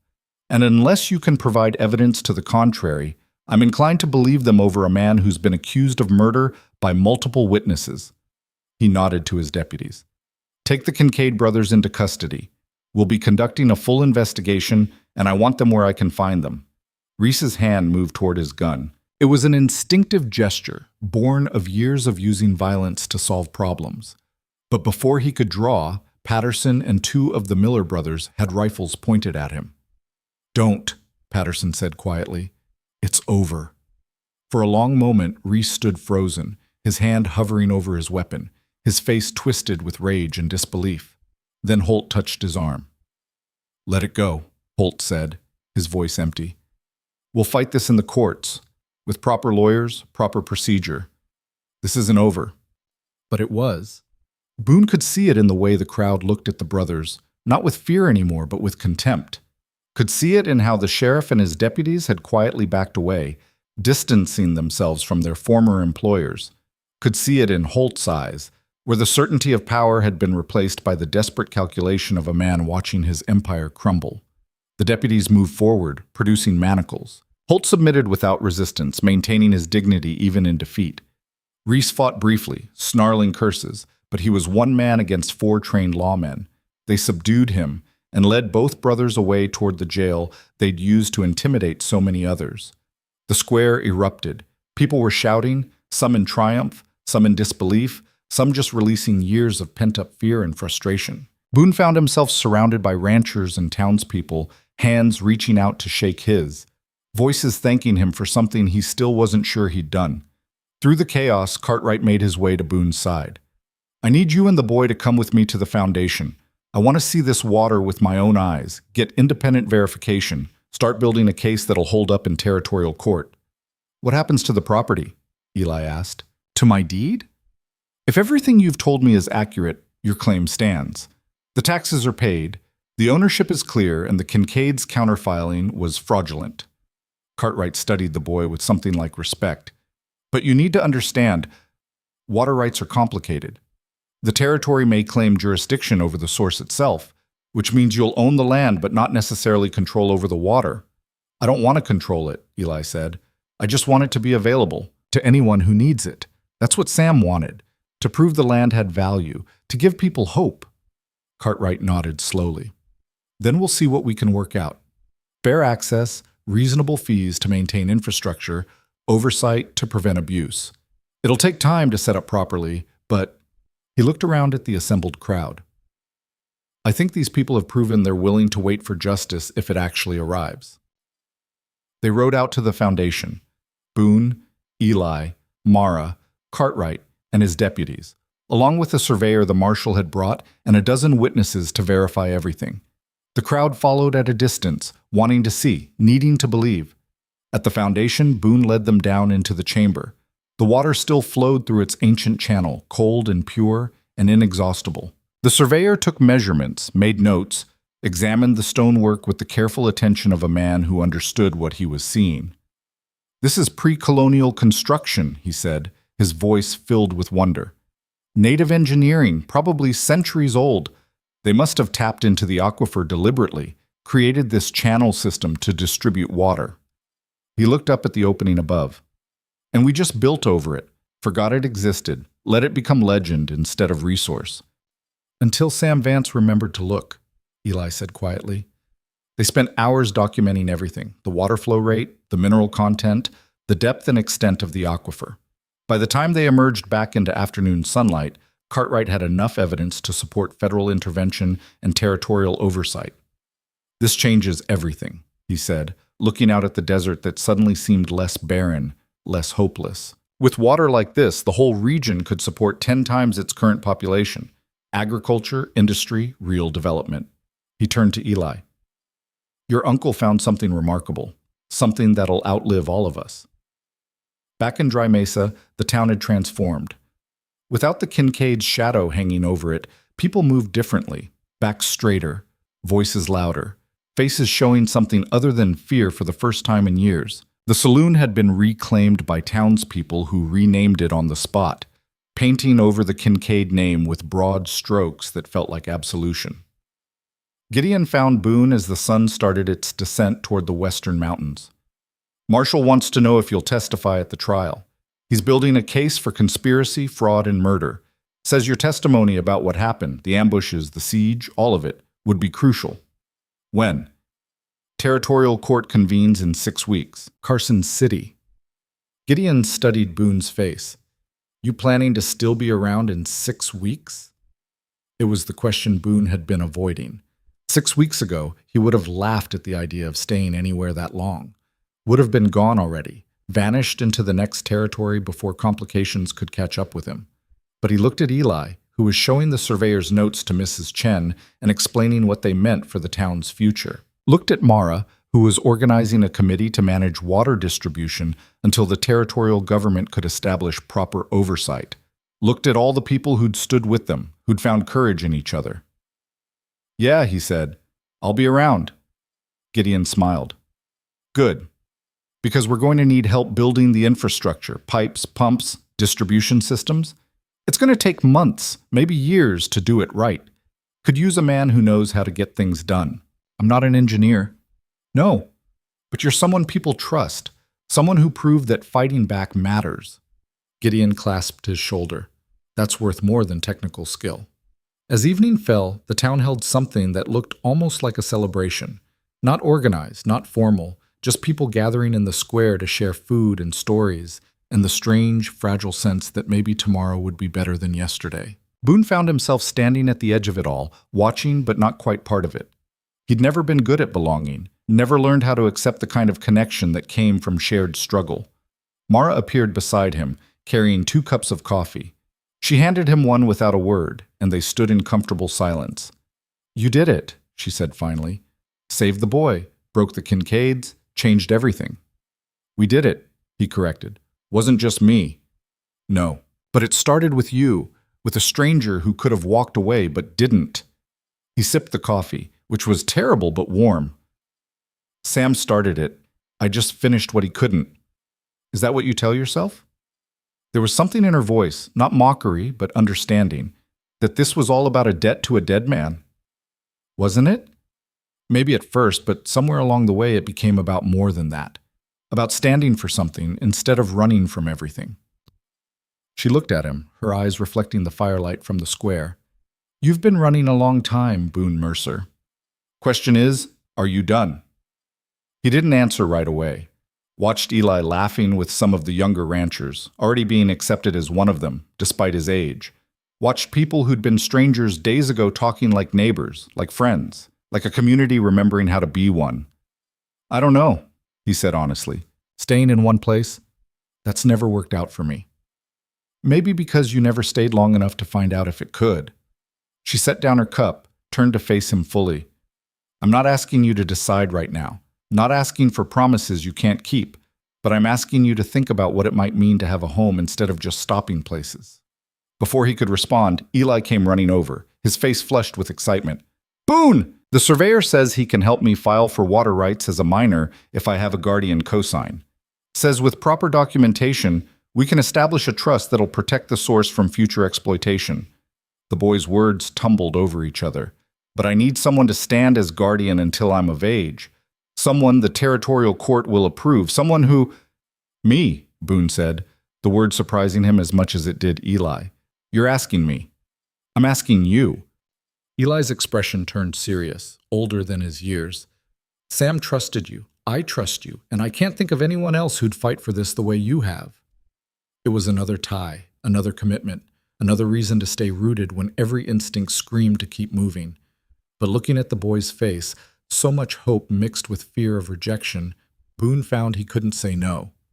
All right, he said. I'll do it. Eli's grin could have lit the whole territory. He started to say something, then just grabbed Boone in a fierce hug that spoke better than words could. When he pulled back, there were tears in his eyes, but he was laughing.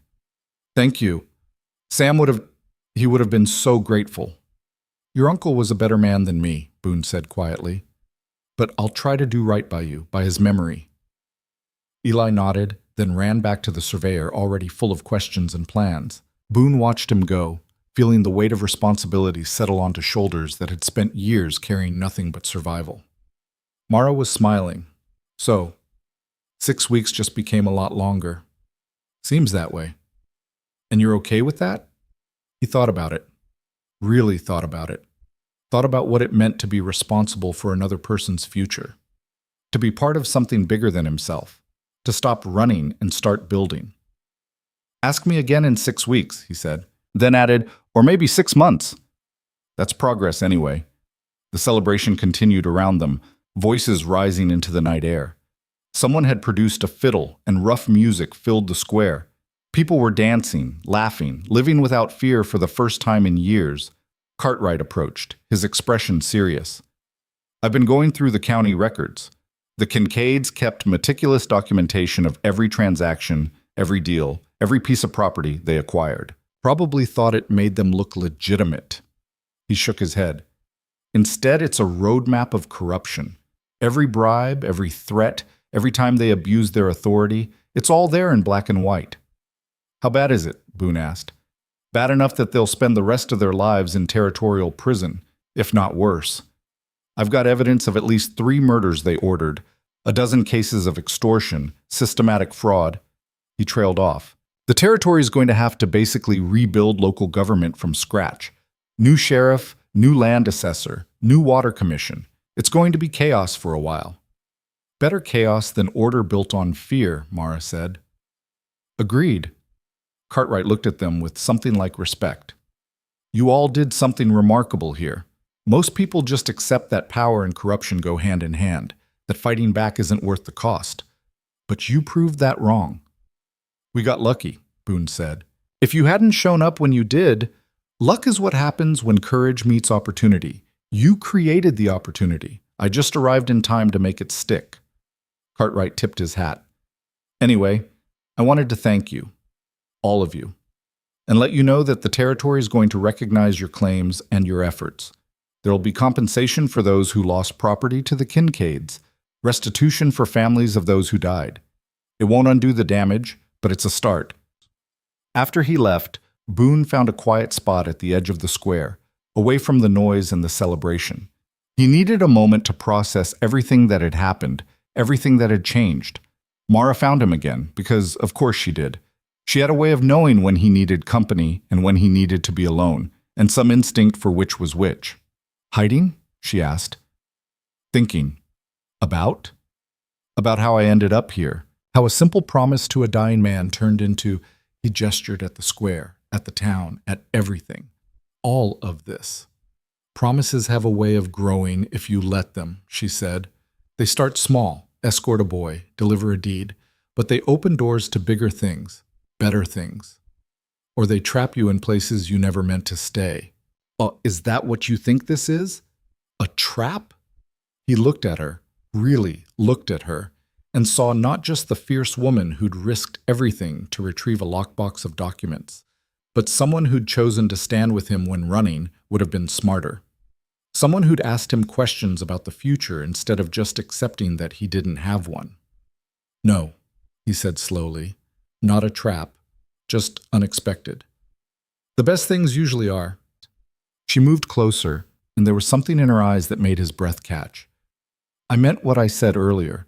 About home, about staying. I know it's not in your nature. No, you've spent years avoiding exactly this kind of situation.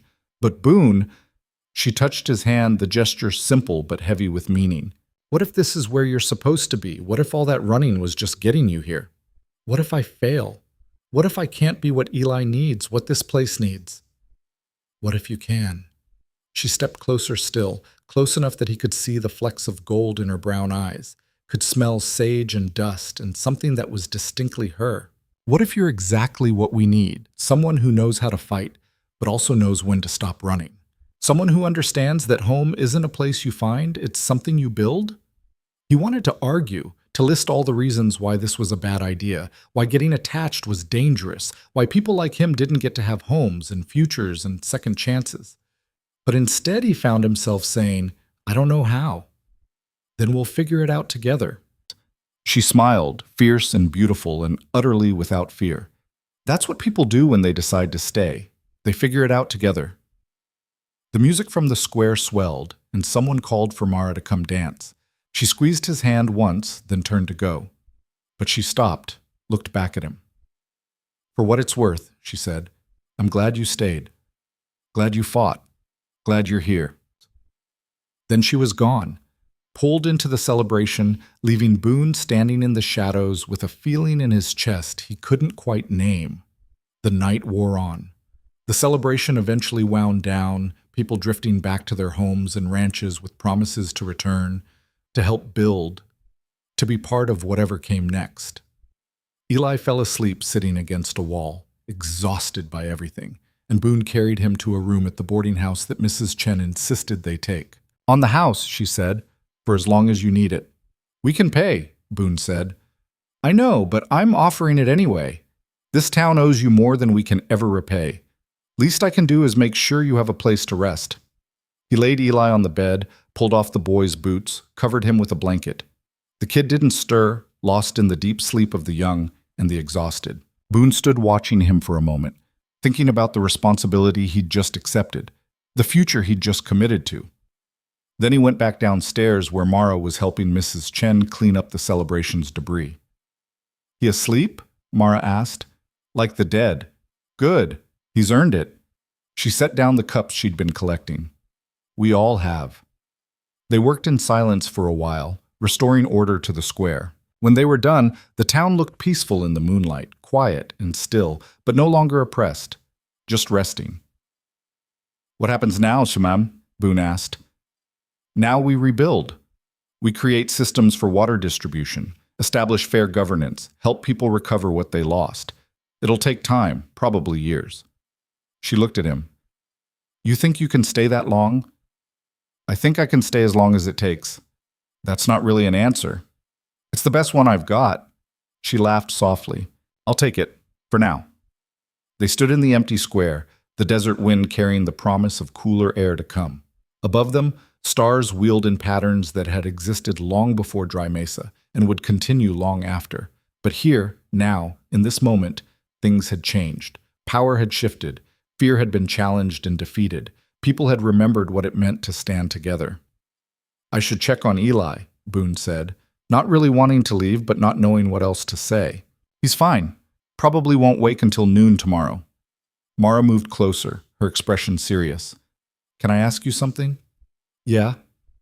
When you thought we were going to die in that chamber, when the smoke was filling up the space, what went through your mind? That I should have eaten less jerky. Would have fit through that water tunnel easier. She punched his arm, but she was smiling. I'm serious. So am I, mostly. He sobered.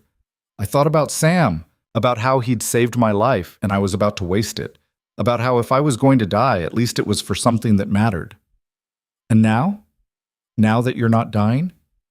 Now I'm thinking about what comes next, about building something instead of just surviving, about, he looked at her, found courage he didn't know he had, about people worth staying for. The kiss, when it came, was gentle and fierce all at once. Mara tasted like coffee and dust and possibility, and Boone felt something in him that had been locked down for 15 years finally break free. When they pulled apart, she was smiling. Took you long enough, she said. I'm not good at this. At staying, at connecting, at any of it. Then it's a good thing I am. She kissed him again, briefer this time. We'll figure it out, together, one day at a time. One day at a time, he agreed. The weeks that followed were a blur of activity. Cartwright's investigation uncovered even more corruption than initially suspected, leading to arrests and reforms that rippled throughout the territory. The Kincaid brothers were tried, convicted, and sentenced to life in territorial prison. Their assets, including all the land they'd fraudulently acquired, were seized and redistributed to those who'd been cheated. Engineers arrived to study the underground river and design a sustainable water distribution system. Eli's guardianship was formalized, with Boone signing documents that made him legally responsible for the boy's welfare and future. The foundation became a landmark, a symbol of what happened when ordinary people refused to accept injustice. And Boone discovered that staying in one place wasn't the trap he'd feared. It was harder than running in some ways, required facing himself, his past, his limitations. But it was also fuller, richer, more real than anything he'd experienced in years of drifting. 6 months after that day in the square, the first permanent water distribution center was completed. It sat at the edge of the property, a simple structure that housed pumps and pipes and filtration systems that would serve the region for decades to come. A plaque was mounted beside the door, bronze letters catching the sunlight. Samuel Vance. Memorial Water Trust established 1868. May all who thirst find relief. Eli stood before it, tears streaming down his face as the assembled crowd applauded. Boone stood beside him, one hand on the boy's shoulder, the other holding Mara's hand. Around them, ranchers and farmers and townspeople who'd learned to hope again watched as the first water flowed through the new system, clear and cold and inexhaustible. He would have loved this, Eli said, his voice thick with emotion. Sam always said water should belong to everyone, that it was too precious to hoard. He was right, Mara said, about the water, about fighting for what matters, about everything. Boone thought about Sam Vance, a stranger who'd stepped between him and death for no reason except that it was right. Thought about how that single moment of courage had led to all of this, a transformed town, a future worth building, a home he'd never expected to find. Yeah, he said quietly. He was. That evening, after the ceremony, after the speeches and the celebration and the promises of cooperation, Boone found himself back at the foundation. The structure Sam had started was being completed now, not as a house for one family, but as a community center where the water trust would be administered, where disputes would be settled, where the work of maintaining and protecting this resource would be coordinated. It was what Sam would have wanted, Boone thought. Not a monument to himself, but something useful, something that served others. He heard footsteps behind him and turned to find Eli approaching, carrying something wrapped in cloth. I wanted to give you this, the boy said, holding it out. Boone unwrapped it carefully. It was a photograph, faded and worn. Sam Vance, younger than when Boone had known him, standing with his arm around a beautiful woman and a small boy who had to be Eli. That's the only picture I have of all three of us, Eli said. My parents and me. Sam kept it. I found it with his things. He met Boone's eyes. I want you to have it, because you've been more of a father to me these past months than I ever thought I'd have again. And Sam would have wanted you to know what family looked like. Boone's throat tightened. Eli, I can't. This is yours. Your memory. And you're part of that memory now, part of my family. The boy's voice was firm. Keep it. Remember what you're fighting for, what we're building. Son. They stood together in the fading light, guardian and ward, two people who'd been thrown together by fate and circumstance and had somehow become something more. Sam would be proud of you, Boone said finally, of the man you're becoming. He'd be proud of you too, for staying, for fighting. Eli smiled. For choosing us when you could have chosen to keep running. Later that night, Boone sat with Mara on the porch of the boarding house, watching the desert settle into darkness. The photograph of Sam and his family sat on the table between them, a reminder of what had been lost and what had been found. You're really staying, aren't you? Mara said. Not just for 6 months or a year, really staying. I signed the guardianship papers. I've committed to helping manage the water trust. He looked at her, found the words easier than he'd expected. I found reasons to stay that are stronger than any reasons to leave. Such as? A kid who needs someone to show him how to be a man. A town that's learning how to be something better than it was. A woman who's too stubborn to let me run even when I want to. He took her hand. A future that actually feels like it might be worth living. She leaned her head against his shoulder. It's going to be hard sometimes. The water trust will face challenges. Eli will grow up and make his own choices. The territory will change, and we'll have to change with it. I know. And you're okay with that? With all the uncertainty? He thought about the question, thought about 15 years of certainty that had led nowhere except to the next town and the next fight. Thought about how terrifying and exhilarating it felt to have something to lose, people to protect, a reason to care about tomorrow. Yeah, he said, I'm okay with that. They sat in comfortable silence as the stars emerged one by one, painting the sky with ancient light. Somewhere in the distance, a coyote called. The desert wind whispered promises of rain that might or might not come. But here, in this place, water flowed beneath their feet. Hope had taken root in barren ground, and a drifter who'd spent his whole life running had finally found something worth standing still for. Boone Mercer had come to Dry Mesa to keep a promise to a dead man. But in the keeping of that promise, he'd discovered something he'd stopped believing existed, a place where he belonged. A purpose that mattered. People who saw him not as a weapon or a stranger or a problem to be solved, but as someone worth knowing, worth keeping. The noose had been around his neck when this started, death just seconds away. But he'd been saved, by fate, by courage, by a boy with a deed and a woman with fire in her eyes. And in saving him, they'd given him the chance to save them back, to be part of something bigger than survival, to build instead of drift. As the night deepened and Mara's breathing evened out into sleep against his shoulder, Boone looked up at the stars and thought about Sam Vance, about a stranger's sacrifice that had changed the course of his life, about debts paid and promises kept and futures earned rather than stolen. Thank you, he whispered to the darkness, to the memory of a man who'd shown him what it meant to stand for something. For everything. The desert didn't answer, but it didn't need to. The water flowing beneath the foundation, the community rebuilding itself around hope instead of fear, the boy sleeping safely inside, the woman beside him dreaming of tomorrows they'd face together. These were answer enough. Boone Mercer had finally stopped running, and in stopping, he'd discovered what he'd been searching for all along without knowing it. He'd found his way home.